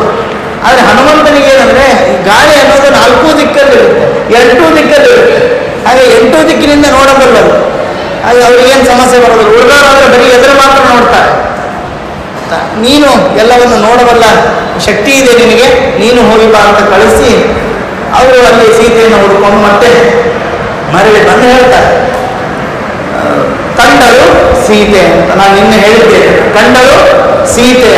ಇದು ನೋಡ್ರಿ ಹನುಮಂತ ದೇವರ ಮಾತು, ಕಂಡಳು ಸೀತೆ. ಇದರಲ್ಲೇನು ವಿಶೇಷ? ಸೀತೆ ಕಂಡಳು, ಕಂಡಳು ಸೀತೆ, ಇವೆರಡರಲ್ಲಿ ಒಂದು ವಿಶೇಷ ಇದೆ. ಈಗ ನೋಡ್ರಿ, ಸೀತೆ ಕಂಡಳು ಮೊದಲೇ ಆತಂಕದಲ್ಲಿದ್ದಾರೆ. ಲಕ್ಷ್ಮಣ ಬೇರೆ ಸಿಟ್ಟಿಗೆದ್ದಿದ್ದ. ಲಕ್ಷ್ಮಣನಿಗೆ ತುಂಬಾ ಕೋಪ. ಇವರೇನಂದ್ರೆ ವಾಲಿ ವಧೆ ಆದಮೇಲೆ ಎಲ್ಲರೂ ಮಜಾ ಮಾಡ್ತಾ ಎಂಜಾಯ್ ಮಾಡ್ತಾ ಮಲಗಿಬಿಟ್ಟಿದ್ದಾರೆ. ಕಾರ್ಯಕ್ರಮ ಮುಗಿದ್ಮೇಲೆಲ್ಲ ರಿಸೆಪ್ಷನ್ ಅಂತ ಮಾಡ್ತಾರಲ್ಲ, ಆ ರೀತಿ ಕಾರ್ಯಕ್ರಮ ಮಾಡಿಕೊಂಡು ಆರಾಮಾಗಿ ತಿಂದುಕೊಂಡು ಮಲ್ಕೊಂಡಿದ್ದಾರೆ. ಲಕ್ಷ್ಮಣನಿಗೆ ಸಿಟ್ಟು ಬಂದಿದೆ. ಬೇಗ ಹುಡ್ಕೊಂಡು ಬನ್ನಿ ಸೀತೆಯನ್ನ, ನಿಮ್ಮ ಕೆಲಸ ನಾವು ಮಾಡಿಕೊಟ್ಟಿದ್ದೀವಿ ಅಂತ ಅವ್ರ ಮೇಲೆ ಸಿಟ್ಟಿಗೆದ್ದು ಅವರು ಹೆದರಿಸಿ ಮುಂದೆ ಕೆಲಸವನ್ನ ಬರೆಯುವಂತೆ ಮಾಡ್ತಾನೆ. ಎಲ್ಲರೂ ಗಾಬರಿ ಹೇಳಿದ್ದಾರೆ. ಈಗ ಸೀತೆ ಕಂಡಳು ಅಂತ ಹೇಳುವನ್ನು ಹನುಮಂತ ಹೇಳಿದ್ರೆ ಒಂದು ದೊಡ್ಡ ಸಮಸ್ಯೆ. ಸೀತೆ ಅಂದ ತಕ್ಷಣ ಎಲ್ರಿಗೂ ಗಾಬರಿ ಆಗುತ್ತೆ. ಏನಾಗುತ್ತೆ? ಸೀತೆ, ಅಯ್ಯೋ ಸೀತೆ ಏನಾಯ್ತು? ಹನುಮಂತ ಏನಾಯ್ತು ಏನಾಯ್ತು ಹೇಳು. ಅದಕ್ಕೆ ಹನುಮಂತ ನಿಮ್ಗೆ ಯಾರಿಗೂ ಆತಂಕ ಬರಬಾರ್ದು ಅಂತ ಹೇಳಿ ಉಲ್ಟಾ ಅಂದ್ರೆ ಕಂಡಳು ಸೀತೆ ಅಂತ ಹೇಳ್ಬಿಟ್ಟ. ಕಂಡಳು ಅಂದ ತಕ್ಷಣ ಕಂಡಪ್ಪ, ಸಮಾಧಾನ ಆಯ್ತು. ಯಾಕಂದ್ರೆ ಬೇರೆ ಯಾರನ್ನು ಹನುಮಂತ ನೋಡೋದೇ ಇಲ್ಲ. ಕಂಡಳು, ನನಗೊಬ್ಳು ಹುಡುಗಿ ಕಂಡಳು ಅಂತ ಏನು ಹೇಳೋದಿಲ್ಲ. ಕಂಡಳು ಮುಂದಿನ ಪದ ಸೀತೆನೇ ಆಗಿರುತ್ತೆ. ಹಾಗೆ ಕಂಡಳು ಸೀತೆ ಇಷ್ಟು ಹೇಳಿದ ತಕ್ಷಣ ಎಲ್ರಿಗೂ ಆನಂದ ಆಯ್ತು. ನೋಡ್ರಿ, ಇದು ಮಾತು. ಅದಕ್ಕೆ ವಾಯುದೇವರಿಗೆ ಮಾತರಿಶ್ವ ಅಂತ ಹೆಸರು. ಮಾತರ್ಮೇ ಮಾತರಿಶ್ವನ್. ಮಾತರಿಶ್ವ ಅಂತಂದ್ರೆ ಚೆನ್ನಾಗಿ ಮಾತನಾಡುವವರು ಅಂತ ಅರ್ಥ. ಸರಿಯಾದ ಸಮಯದಲ್ಲಿ ಸರಿಯಾದ ವ್ಯಕ್ತಿಯ ಮುಂದೆ ಸರಿಯಾದ ಪದಗಳನ್ನು ಜೋಡಿಸಿ ಮಾತನಾಡುವ ಕಲೆ ಅದು ಹನುಮಂತನಿಗಿತ್ತು. ಹಾಗಾಗಿ ಈ ರೀತಿ ಮಾತಾಡಿದ. ಇದನ್ನ ರಾಮಾಯಣದಲ್ಲಿ ಹೇಳೋಲ್ಲ, ಇದನ್ನು ಹೇಳೋದು ಅಗ್ನಿ ಪುರಾಣ. ದೃಷ್ಟ ಸೀತಾ ಅಂತ ಹೇಳ್ತಾರೆ. ಅದಕ್ಕೆ ಒಂದು ರಾಮಾಯಣ ಓದಿ ಮುಗಿಸಿದ್ರೆ ಸಾಕು ಅನ್ಕೋಬಾರ್ದು, ಅಥವಾ ರಾಮಾಯಣ ಕೇಳಿದ್ರೆ ಸಾಕು ಅನ್ಕೋಬಾರ್ದು. ಇನ್ನು ರಾಮಾಯಣದಲ್ಲಿ ನಮ್ಗೆ ಎಷ್ಟೋ ವಿಷಯ ಗೊತ್ತೇ ಇಲ್ಲ. ನಮ್ಗೆ ಗೊತ್ತಿರೋದೇ ಒಂದು 14 ವರ್ಷ ವನವಾಸ, ಕೈಕೇಯಿ ಒಂದು ಹಾಳು ಮಾಡಿದ್ದು, ಭರತ ಬಂದು ರಾಜ ಆದ ಇಷ್ಟೇ ಗೊತ್ತಾನೆ. ಆಮೇಲೆ ಇತ್ತ ಸೀತೆಯನ್ನು ನೋಡ್ಕೊಂಡು ಬಂದ ಮೇಲೆ ಇನ್ನು ಎಲ್ಲರೂ ಹೋಗೋದು ಅಂತ ತೀರ್ಮಾನ ಆಗ್ತದೆ. ಸೇತುವೆಯನ್ನು ಕಟ್ತಾರೆ. ಲಂಕಾಪುರಿಗೆ ಎಲ್ಲರೂ ಹೋಗ್ತಾರೆ. ರಾಮನ ರಾಮನ ಮುಂದಾಳತ್ವದಲ್ಲಿ ಎಲ್ಲ ಕಪಿಗಳು ಹೋಗ್ತಾರಂತೆ. ಕಪಿಗಳು ಹೋದ ಮೇಲೆ ಯುದ್ಧದ ಆರಂಭ. ಯುದ್ಧ ಆರಂಭ ಆದ ಮೇಲೆ ಈ ಮಧ್ಯದಲ್ಲಿ ಕುಂಭಕರ್ಣನನ್ನು ಎಬ್ಬಿಸ್ತಾನೆ ರಾವಣ. ಕುಂಭಕರ್ಣನನ್ನು ಎಬ್ಬಿಸಿದ ಮೇಲೆ ಕೆಟ್ಟವರಿಗೂ ಒಮ್ಮೊಮ್ಮೆ ಒಳ್ಳೆ ಬುದ್ಧಿ ಇರುತ್ತೆ ನೋಡಿ. ಎದ್ದ ತಕ್ಷಣ ಒಂದು ಮಾತು ಹೇಳ್ತಾರೆ, ಅಣ್ಣ ನೀನು ತಪ್ಪು ಮಾಡಿಬಿಟ್ಟೆ, ಅಣ್ಣ ನೀನು ದೊಡ್ಡ ತಪ್ಪು ಮಾಡಿದೆ, ನೀನು ಸೀತೆಯನ್ನು ಎತ್ಕೊಂಡು ಬರಬಾರ್ದಾಯ್ತು ನೀನು. ಅದಕ್ಕೆ ರಾವಣ ನೋಡ್ರಿ, ಏನೋ ಮಾಡಿದೀನಿ, ತಪ್ಪಾಗಿದೆ, ನೀನು ನನಗೆ ಸಪೋರ್ಟ್ ಕೊಡ್ತೀವೋ ಏನು ಅವ್ರ ಕಡೆ ಹೋಗ್ತೀವೋ, ನೀನು ವಿಭೀಷಣ ಅಂತಾರ ಅಂತ ಕೇಳಿಬಿಡ್ತಾನೆ. ಹಂಗೆಲ್ಲ ಆಗಲ್ಲ, ನಾನು ನಮ್ಮ ಅಣ್ಣನ ಜೊತೆಗೆ ನಿಲ್ಲೋದು, ನಿನಗೋಸ್ಕರ ಯುದ್ಧ ಮಾಡ್ತೀನಿ ಅಂತ. ಮೊದಲು ಅವರ ಮಕ್ಕಳನ್ನ ಕಳಿಸ್ತಾನೆ, ಕುಂಭ ನಿಕುಂಭ ಅಂತ. ಅವರು ಎಂಥ ಪರಾಕ್ರಮಿಗಳು ಅಂದರೆ ಅವ್ರು ಬಂದ ತಕ್ಷಣ ಎಲ್ಲ ಕಪಿಗಳು ಓಡಲಿಕ್ಕೆ ಶುರು ಮಾಡ್ತಾರೆ. ಸುಗ್ರೀವ ಹೊಡಲಿಕ್ಕೆ ಅಂತ ಹೋಗ್ತಾನೆ, ಸುಗ್ರೀವ ಬೀಳ್ತಾನೆ. ಅಂಗದ ಹೊಡಲಿಕ್ಕೆ ಹೋಗ್ತಾನೆ, ಅವನು ಬೀಳ್ತಾನೆ.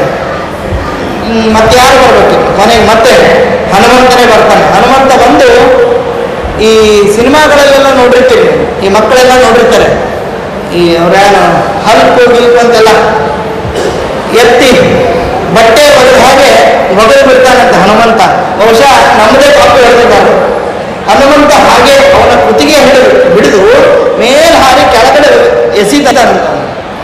ಎಸೆದು ಅವನು ಹಿಡ್ಕೊಂಡು ಬಂದು ಮತ್ತೆ ನೆಲಕ್ಕೆ ಅಪ್ಪಳಿಸ್ತಾನಂತೆ. ಆಯ್ತಾ? ಅದಕ್ಕೂ ಮುಂಚೆ ಅವನು ಒಂದು ಆಯುಧ ಇರುತ್ತೆ, ವಿಚಿತ್ರವಾದ ಆಯುಧ, ಅದು ಮಹಾ ಬಲಿಷ್ಠವಾದ ಆಯುಧ. ಅದನ್ನು ತಗೊಂಡು ಎಲ್ರಿಗೂ ಹೊಡಿತಿರ್ತಾನೆ. ಅದನ್ನು ಪರಿಘ ಆಯುಧ ಅಂತ ಕರೀತಾರೆ. ಹನುಮಂತ ಹೇಳ್ತಾನೆ, ನಾನು ಎದೆ ಹೊಡಿ ಅಂತ. ಈಗ ಎದೆ ಉಬ್ಬಿಸಿ ನಿಲ್ತಾನಂತ ಹನುಮಂತ. ಎದೆ ಉಬ್ಬಿಸಿ ನಿಂತಾಗ ಆಯುಧ ತಗೊಂಡು ಹೊಡಿತಾನ, ಪುಡಿ ಪುಡಿಯಾಗಿ ಹೋಗುತ್ತದೆ. ಆಮೇಲೆ ಈ ರೀತಿ ಅವರಿಬ್ಬರನ್ನು ಸಂಹಾರ ಮಾಡ್ತಾನೆ. ಸಂಹಾರ ಮಾಡಿದ ಮೇಲೆ ಮತ್ತೆ 5 ಜನ ಮಹಾಪರಾಕ್ರಮಿಗಳು, ಮತ್ತೆ ರಾವಣನ ಸೈನ್ಯ ಬಹಳ ದೊಡ್ಡದು ಕಪಿಗಳಿಗಿಂತಲೂ. ಆದರೆ ಈ ಹನುಮಂತ ಮತ್ತು ದೇವರಿರುವಾಗ ಆ ಸೈನ್ಯ ಏನೂ ಉಪಯೋಗ ಇಲ್ಲ. ಅದನ್ನು ಕೃಷ್ಣಾವತಾರದಲ್ಲಿ ಹೇಳ್ತೇನೆ ನಾನು. ಹೀಗೆ 5 ಜನ ಮತ್ತೆ ಬರ್ತಾರೆ. ಯೂಪಾಕ್ಷ, ವಿರೂಪಾಕ್ಷ, ದುರ್ಧರ, ವಿಕರಣ, ವಿಘಟ ಅಂತ ಹೇಳಿ 5 ಜನ ಬರ್ತಾರೆ. ಅವರು ಮಹಾಪರಾಕ್ರಮಿಗಳು, ವಿಚಿತ್ರವಾದ ಆಯುಧವನ್ನು ಇಟ್ಕೊಂಡಿರ್ತಾರೆ. ಅವರು ಹನುಮಂತನಿಂದ ಆದಷ್ಟು ಬೇಗನೆ ಮರಣವನ್ನು ಹೊಂದ್ತಾರೆ. ಆಮೇಲೆ ಓಹೋ, ಹನುಮಂತನಿಗೆ ಸಮಾನವಾದ ಪರಾಕ್ರಮ ಅಂತ ಹೇಳಿದ್ರೆ ಈ ಅಕ್ಷಯಕುಮಾರ ಅಂತ ಅಂದ್ಕೊಂಡು ಆ ಅಕ್ಷಯಕುಮಾರನನ್ನ ಕಳಿಸ್ತಾನೆ. ಅವನು ಏನು ಅಂತಂದ್ರೆ ವಿಚಿತ್ರ ಅಸ್ತ್ರಗಳನ್ನ ಕಲ್ತಿದ್ದಾನೆ. ಅಸ್ತ್ರ ಶಸ್ತ್ರ ಅಂತ ಹೇಳಿದೆ. ಅಸ್ತ್ರ ಅಂದ್ರೆ ಸಾಮಾನ್ಯ ಆಯುಧ, ಅದನ್ನು ತಗೊಂಡು ಹೊಡೆಯೋದು ಅಷ್ಟೇ. ಶಸ್ತ್ರ ಅಂತಂದ್ರೆ ಅದಕ್ಕೆ ಮಂತ್ರ ಹಾಕಿ ಹೊಡೆಯೋದು. ಅವನ ಅಸ್ತ್ರ ಶಸ್ತ್ರ ಎಲ್ಲವನ್ನೂ ಪ್ರಯೋಗ ಮಾಡ್ತಾನಂತೆ ಹನುಮಂತನಲ್ಲಿ. ಹನುಮಂತನ ಒಂದು ಕೂದಲನ್ನು ಅಲುಗಾಡಿಸ್ಲಿಕ್ಕೆ ಆಗೋದಿಲ್ಲ. ಉಳಿದವರ ಕಡೆ ಎಲ್ಲ ಪರಾಕ್ರಮಿ ಅವನು, ಆದರೆ ಹನುಮಂತನ ಮುಂದೆ ಒಂದು ರೀತಿಯಲ್ಲಿ ನೊಣನ ಸುಮ್ಮನೆ ಹಾರಾಡಿದಾಗ ನಾವು ಹೀಗೆ ಅಂತೀವಲ್ಲ, ಹಾಗೆ ಹನುಮಂತ ಅವ್ರನ್ನೆಲ್ಲ ಓಡಿಸುತ್ತಾನೆ. ಕೊನೆಗೆ ಈ ಅಕ್ಷಯಕುಮಾರನ ಶಕ್ತಿಯನ್ನು ವರ್ಣನೆ ಮಾಡ್ತಾರೆ. ಅವನು ಎಷ್ಟು ಶಕ್ತಿಮಂತ ಅಂತಂದ್ರೆ ಈ ರಾವಣನ ಸೇನೆ ಇದೆ ಅಲ್ವಾ, ಅದರಲ್ಲಿ 3ನೇ 1 ಅಂಶ ಒಬ್ಬ ಅಕ್ಷಯಕುಮಾರ. ರಾವಣನ ಸೇನೆಯಲ್ಲಿ 3ನೇ 1 ಅಂಶ. ಆದರೆ ಹನುಮಂತನ ಬಗ್ಗೆ ಹೇಳುವಾಗ ಇಬ್ರು ವಾಲಿಗಳು, ಇಬ್ರು ರಾವಣ ಸೇರಿದರೂ ಹನುಮಂತನ ಬಲಕ್ಕೆ ಸಾಟಿ ಇಲ್ಲ ಅಂತ. ಎಷ್ಟು ಸಾಹಸವಂತ ನೀನೇ ಬಲವಂತ ದಿಟ್ಟ ಮೂರ್ತಿ. ದಿಟ್ಟ ಮೂರ್ತಿ ಅಂದ್ರೆ ಗೊತ್ತಾ, ಏನೂ ಮಾಡಕ್ಕೆ ಸಾಧ್ಯ ಇಲ್ಲ. ಅದಕ್ಕೆ ಭಳೆ ಹನುಮಂತ ವರ್ಣನೆ ಮಾಡುವಾಗಲೇ ಅವನ ಗುಣವನ್ನ ಹೇಳ್ತಾರೆ. ದಿಟ್ಟ ಮೂರ್ತಿ. ಈ ನಾವು ದೇವರ ಪೂಜೆ ಮಾಡುವಾಗ ಮೂರ್ತಿ ಏನಾದರೂ ನಾವು ಕೊಟ್ಟ ನೈವೇದ್ಯ ತಿಂದುಬಿಟ್ರೆ, ಅಥವಾ ಕೈಯಲ್ಲಿ ಗದೆ ತಗೊಂಡು ತಲೆಗೆ ನಾವೇನೋ ನಮಸ್ಕಾರ ಮಾಡಿದ್ರೆ ತಪ್ಪಂದು ಹೊಡೆದ್ರೆ ಹೆಂಗಿರುತ್ತೆ. ಅದಕ್ಕೆ ದೇವರು ದಿಟ್ಟ ಮೂರ್ತಿ ಅಂತ. ದಿಟ್ಟ ಮೂರ್ತಿ ಅಂದ್ರೆ ಕೊಟ್ಟದ್ದೆಲ್ಲ ಸ್ವೀಕಾರ ಮಾಡಿ ಮರಳಿ ಕೊಡ್ತಾನೆ ಹೊರತು ಅದರಲ್ಲಿ ಏನಾದ್ರು ಮೂಮೆಂಟ್ ತಂದ್ಬಿಟ್ರೆ ನಾವು ಭಯ ಆಗೋದು. ನಮ್ಮ ಎದುರಿಗಿರುವ ಕಂಬ ಅಲ್ಲಾದ್ರೆ ಹೆಂಗಾಗುತ್ತೆ ಅವರು, ಏನೋ ಭೂಕಂಪ ಆಗ್ತಾ ಇದೆ. ಆದರೆ ಪ್ರಹ್ಲಾದರಾಯರಂತವರಿಗೆ ಅದೆಲ್ಲ ಭೂಕಂಪ ಆಗಲ್ಲ, ಭಗವಂತ ಬರ್ತಾ ಇದ್ದಾನೆ, ಅಷ್ಟು ನಿಶ್ಚಯ ಇತ್ತು. ಹೀಗೆ ಆ ಹನುಮಂತನ ಎದುರಿಗೆ ಎಲ್ಲರೂ ಸೋತು ಹೋದರು. ಆಮೇಲೆ ಈ ಉಳಿದ ಕೆಲಸವನ್ನೆಲ್ಲ ಮಾಡಿ ಹರಿಗೆ ಚೂಡಾಮಣಿ ಇಟ್ಟು, ಅಂದರೆ ರಾಮನಿಗೆ ಚೂಡಾಮಣಿಯನ್ನು ತಂದುಕೊಟ್ಟು ಸೀತೆಗೆ ಉಂಗುರವನ್ನು ಕೊಟ್ಟು ಎಲ್ಲ ಕಾರ್ಯವನ್ನು ಸರಿಯಾಗಿ ಮಾಡಿ ಈ ರಾವಣನ ಸೇನೆಯನ್ನ ಭಯಪಡಿಸಿಬಿಟ್ಟಂತೆ. ಕಪಿಗಳ ಸೇನೆಯನ್ನ ಕುಂಭಕರ್ಣ, ನಿಕುಂಭ, ಕುಂಭ ಇವೆಲ್ಲ ಭಯಪಡಿಸಿದ್ರಲ್ವಾ, ಅದರಂತೆ ಮರಳಿ ನನ್ನ ರಾಮನಿಗೆ, ನನ್ನ ಸೀತೆಗೆ ಈ ರೀತಿ ಮಾಡ್ತೇನೆ ನೀನು ಅಂತ ಹೇಳಿ ಆ ರಾವಣನ ಸೇನೆಗೆ ಭಯವನ್ನು ತಂದುಕೊಟ್ಟನಂತೆ ಹನುಮಂತ. ಅಂದರೆ ನೀವು ಕೆಟ್ಟವರಾಗಿದ್ದರೆ ಭಯ ಬರೋದು, ಒಳ್ಳೆಯವರಾಗಿದ್ದರೆ ಭಯ ಬರೋದಿಲ್ಲ. ಏನಾದರೂ ಮುಚ್ಚಿಟ್ಟಿದ್ರೆ ಯಾರಾದರೂ ನೋಡ್ತಾರೇನೋ ಅಂತ ಭಯ ಇದೆ. ಎಲ್ಲ ತೆಗೆದಿಟ್ಬಿಡ್ರಿ, ಎಲ್ಲ ಓಪನ್ ಆಗಿದ್ರೆ ಏನು ಭಯ ಆಗುತ್ತೆ. ಉದಾಹರಣೆ ನೋಡ್ರಿ, ನೀವು ಮನೆಯಿಂದ ಬರುವಾಗ ಒಂದು 500 ರೂಪಾಯಿ ನೋಟು ಅಥವಾ 1000 ರೂಪಾಯಿ ಏನೋ ಒಂದಷ್ಟು ದುಡ್ಡನ್ನು ನೀವು ಈ ಹಾಲಲ್ಲಿ ಟೇಬಲ್ ಮೇಲೆ ಇಟ್ಟು ಮರೆತು ಬನ್ನಿ.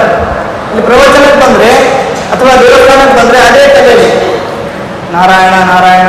ತಲೆಯಲ್ಲಿ ಏನು ಅಂದರೆ ದುಡ್ಡು ಯಾರು ತಗೊಂಡಿದ್ದಾರೋ ಏನೋ, ಯಾರು ತಗೋತಾರೋ ಏನೋ, ಮಗ ತಗೊಂಡ್ರೋ, ಮನೆಯವರು ತಗೊಂಡ್ರೋ, ಏನಾಯ್ತು ಏನೋ ಅಂತ ಚಿಂತೆ. ಅದನ್ನೇ ತಂದು ಇನ್ನೊಬ್ರಿಗೆ ದಾನ ಮಾಡಿರಿ, ಆನಂದವೋ ಆನಂದ.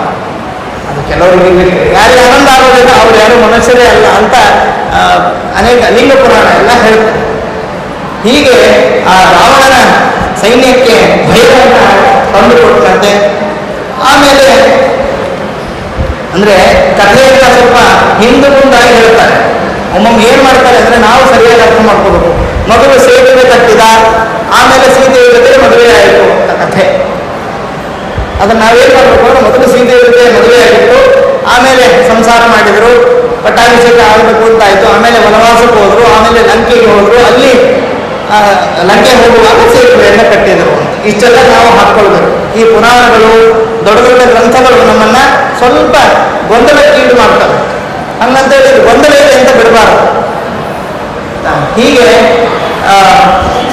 ರಾವಣನ ಸೈನ್ಯಕ್ಕೆ ಭಯವನ್ನ ತೋರಿಸಿ ಮುಂದೆ ಆ ರಾಮ ಲಕ್ಷ್ಮಣರನ್ನ ಹೆಗಲ ಮೇಲೆ ಕೂಡಿಸಿಕೊಂಡು ವಿಜಯದ ಪತಾಕೆಯನ್ನು ಹೊರಲು ವಾಯುವಾಹನ ಅಂತ. ವಾಯುವಾಹನ ಅಂತಂದ್ರೆ ವಾಯುದೇವರೇ ಪರಮಾತ್ಮನಿಗೆ ನಿಜವಾದ ವಾಹನ.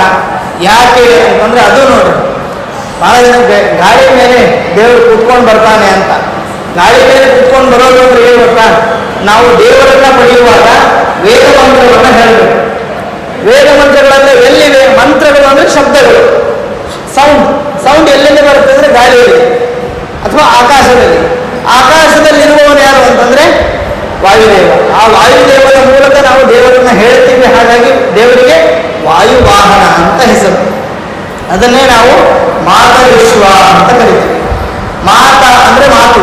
ಮಾತೃ ಶಬ್ದವೇ ಕನ್ನಡದಲ್ಲಿ ಮಾತಾಗಿದೆ. ಮಾತು ಅಂದ್ರೆ ಮಂತ್ರ, ಆಯ್ತಾ. ಶ್ವ ಅಂದ್ರೆ ಹಾರಾಡೋದು, ಅಂದ್ರೆ ಮೂಮೆಂಟ್. ಮಾತುಗಳು ಮಂತ್ರಗಳು ಎಲ್ಲಿ ಚಲಿಸ್ತವೋ ಅದೇ ಆಕಾಶ. ಅಲ್ಲಿ ವಾಯುದೇವರಿದ್ದಾರೆ, ಅವರ ಮೂಲಕ ನಾವು ದೇವರನ್ನ ಹೇಳ್ತೀವಿ ಅಂತ. ನಾವು ಭಜನೆ ಮಾಡಲಿ, ನಾವು ಏನಾದರೂ ಮಾತಾಡಲಿ, ಏನೇನೋ ಮಾತಾಡಿ ದೇವರಿಗೆ ಅರ್ಪಣೆ ಮಾಡೋದಲ್ಲ. ಮತ್ತೆ ದೇವರು ಹೇಳಿದಾನೆ ಏನು ಮಾಡ್ತೀವಿ ನೋಡ್ತಾರೆ. ಏನದು ಕಾಯೇನ ವಾಚ ಮನಸ್ಸೇಂದ್ರಿಯೇರ್ವ ಬುದ್ಧ್ಯಾತ್ಮನಾವ. ಏನು ಮಾಡ್ತೀವೋ ಅದನ್ನೆಲ್ಲ ದೇವರಿಗೆ ಅರ್ಪಣೆ ಮಾಡಿ, ಎಲ್ಲ ಕೆಟ್ಟದ್ದನ್ನು ಮಾಡಿ ಒಂದು 106 ಜನರನ್ನ ಕೊಂದು ಟೆರರಿಸ್ಟ್ಗಳು ಕೃಷ್ಣಾರ್ಪಣ ಅಂದ್ರೆ ಹೆಂಗಿರುತ್ತೆ? ಕೃಷ್ಣಾರ್ಪಣ ಅಲ್ವಾ ಸರಿಯಾದ ಬುದ್ಧಿ ಗೆಲ್ಲಿಸ್ತೀನಿ ಅಂತ ದೇವರು. ಅಂದ್ರೆ ಸಾತ್ವಿಕ ಕಾರ್ಯವನ್ನ ಮಾಡಿ ದೇವರಿಗೆ ವಿಹಿತವಾದದ್ದನ್ನ ಮಾಡಿಯೇ ನಾವು ದೇವರಿಗೆ ಅರ್ಪಣೆ ಮಾಡಬೇಕು. ತಿನ್ನಬಾರದನ್ನು ತಿಂದು ಭಗವಂತ ನಾನು ತಿನ್ನಬಾರದನ್ನು ತಿಂದಿದ್ದೀನಿ, ಆದರೂ ನನಗೆ ಒಳ್ಳೆಯದು. ಎಷ್ಟೋ ಸಾರಿ ನಾವೇನು ಅಂದ್ರೆ ನಮ್ಮ ತಪ್ಪುಗಳಿಗೆ ರೀಸನ್ ಹುಡುಕ್ತೀವಿ. ನಾವು ತಪ್ಪು ಮಾಡೋ ಮುಂಚೆನೂ ಒಂದಷ್ಟು ರೀಸನ್ಗಳು. ಈ ತಪ್ಪು ಮಾಡ್ದೆ, ಏಕಾದಶಿ ಉಪವಾಸ ಬಿಡ್ತಾ ಇದ್ದೀನಿ, ಯಾಕೆಂದ್ರೆ ಈ ಕಾರಣಗಳು. ಒಂದು ತಲೆನೋವುತ್ತೆ ಅಂದ್ರೆ ತಲೆ ಸರಿ ಇಲ್ಲ ಅಂತ. ನನಗೆ ಮಕ್ಕಳು ಹೇಳ್ತಿದ್ರು ತಲೆ ನೋಡ್ತಾ ಇದೆ ಅಂದ್ರೆ ನಿಮಗೂ ತಲೆ ಇದೆನಾ ಅಂತ ಕೇಳ್ತಿದ್ದಲ್ಲ. ಅಂದ್ರೆ ನಾವು ತಪ್ಪುಗಳನ್ನು ಮಾಡುವಾಗಲೇ ಡಿಸೈಡ್ ಮಾಡ್ತೀವಿ ತಪ್ಪು ಮಾಡಲೇಬೇಕು. ಅದಕ್ಕೆ ಒಂದಷ್ಟು ಕಾರಣಗಳು. ಯಾರಾದ್ರೂ ಕೇಳಿದ್ರೆ, ಯಾರು ಕೇಳಲ್ಲ ನಮ್ಮನ್ನು, ಆದ್ರೂ ಒಂದಷ್ಟು ಪಟ್ಟಿ ಇಟ್ಕೊಂಡು ಕೂತಿರ್ತೀವಿ. ಅಥವಾ ತಪ್ಪು ಮಾಡಿದ ಮೇಲೆ ನಾನು ಮಾಡಿದ್ದ ಆದ್ರೂ ಸರಿನೇ ಇದೆ, ನೀವು ಹೇಳ್ಬೋದು ತಪ್ಪು ಅಂತ, ಆದ್ರೆ ನಾನು ಮಾಡಿದ್ದೇ ಸರಿ ಇದೆ. ಹೀಗೆ ನಾವು ಮಾಡಬಾರ್ದು. ನಮ್ಮ ಸರಿಯಾದ ಕ್ರಮವನ್ನ ನಾವು ಅದನ್ನು ಪಾಲಿಸಿಯೇ ದೇವರಿಗೆ ಅರ್ಪಣೆ ಮಾಡಬೇಕು. ಈ ಹನುಮಂತ ಈ ಸಮುದ್ರವನ್ನು ಹಾರುವಾಗ 5 ದೇವತೆಗಳಿಗೆ ನಮಸ್ಕಾರ ಮಾಡ್ತಾನೆ, ಆಯ್ತಾ. ಸೂರ್ಯಾಯ ಮಹೇಂದ್ರಾಯ ಪವನಾಯ ಸ್ವಯಂಭುವೇ ಭೂತೇಭ್ಯಶ್ಚ ಅಂಜಲಿಂ ಕೃತ್ವಾ ಚಕಾರ ಗಮನೇಮತಿಂ. ರಾಮಾಯಣದ ಮಾತಿದು. ಅವನು 5 ದೇವತೆಗಳಿಗೆ ಸೂರ್ಯಾಯ, ಸೂರ್ಯಾಯ ಮಹೇಂದ್ರಾಯ ಪವನಾಯ ಸ್ವಯಂಭುವೆ ಭೂತೇಭ್ಯಶ್ಚ 5 ದೇವತೆಗಳಿಗೆ ನಮಸ್ಕಾರವನ್ನು ಮಾಡಿ ಹಾರ್ತಾನೆ. ಈ 5 ದೇವತೆಗಳ ಯಾರಿಗೂ 5 ದೇವತೆಗಳು ಅಂತ ನಾಳೆಯ ಪ್ರವಚನದಲ್ಲಿ ನಾನು ಅದನ್ನು ತಿಳಿಸ್ತೇನೆ. ಇವತ್ತಿನ ವಿಷಯ ಇನ್ನೂ ಹನುಮಂತನ ಅವತಾರ ನಡೆದೇ ಇಲ್ಲ. ನಾಳೆಗೆ ಭೀಮನ ಅವತಾರ ಮತ್ತು ಮಧ್ವನ ಆ ಚರಿತೆಯನ್ನು ಸಂಕ್ಷಿಪ್ತವಾಗಿ ನೋಡಿ ನಾಳೆಯ ದಿವಸ ಮಂಗಳ ಅಂದ್ರೆ ಕೃತಿಯನ್ನ ಮುಗಿಸ್ತಿದ್ದೀನಿ. ಕಥೆಯಲ್ಲಿ ಪರಮಾತ್ಮ ವಾಯುದೇವರು ಮುಗಿಯೋದಿಲ್ಲ. ಮತ್ತೆ ನಾಳೆ ಮುಗೀತು ನಮ್ಮ ಕಥೆ ಅಂತ ಕೇಳೋದನ್ನ ಬಿಡಬೇಕು. ಮತ್ತೆ ಶಾಸ್ತ್ರಗಳನ್ನ ಮತ್ತೆ ನಮ್ಮ ಭಾರತೀಯ ಪರಂಪರೆಯನ್ನ ನಿತ್ಯವೂ ಕೇಳಬೇಕು. ನಾಳೆಗೆ ಮುಗೀತು. ಈ ಬಹಳ ಜನಕ್ಕೆ ಏನಂದ್ರೆ ಮಂಗಳ ಅಂದ್ರೆ ಮುಗಿದೋಯ್ತು ಅಂತ. ರಾಮಾಯಣ ಇವತ್ತಿಗೆ ಮುಗೀತು, ಮುಚ್ಚಿಟ್ಟು ಅದ್ರ ಮೇಲೆ ಒಂದಷ್ಟು ಅಕ್ಷತೆಗಳು ಹಾಕಿ ಮುಂದಿನ ವರ್ಷ ರಾಮನವಮಿ ಸಂದರ್ಭದಲ್ಲಿ ಅದನ್ನು ನೋಡೋದು. ಹಾಗೆ ಮಾಡಬೇಡಿ. ಪ್ರತಿನಿತ್ಯವೂ ಓದಿದ್ರೆ ಅದು ಮಂಗಳ. ಮಂಗಳಂ ಭಗವಾನ್ ವಿಷ್ಣು ಮಂಗಲಂ ಮಧುಸೂದನ ಮಂಗಲಂ ದೇವಕೀ ಪುತ್ರೋ ಮಂಗಲಂ ಗರುಡಧ್ವಜ. ಶ್ರೀಕೃಷ್ಣಾರ್ಪಣಮಸ್ತು.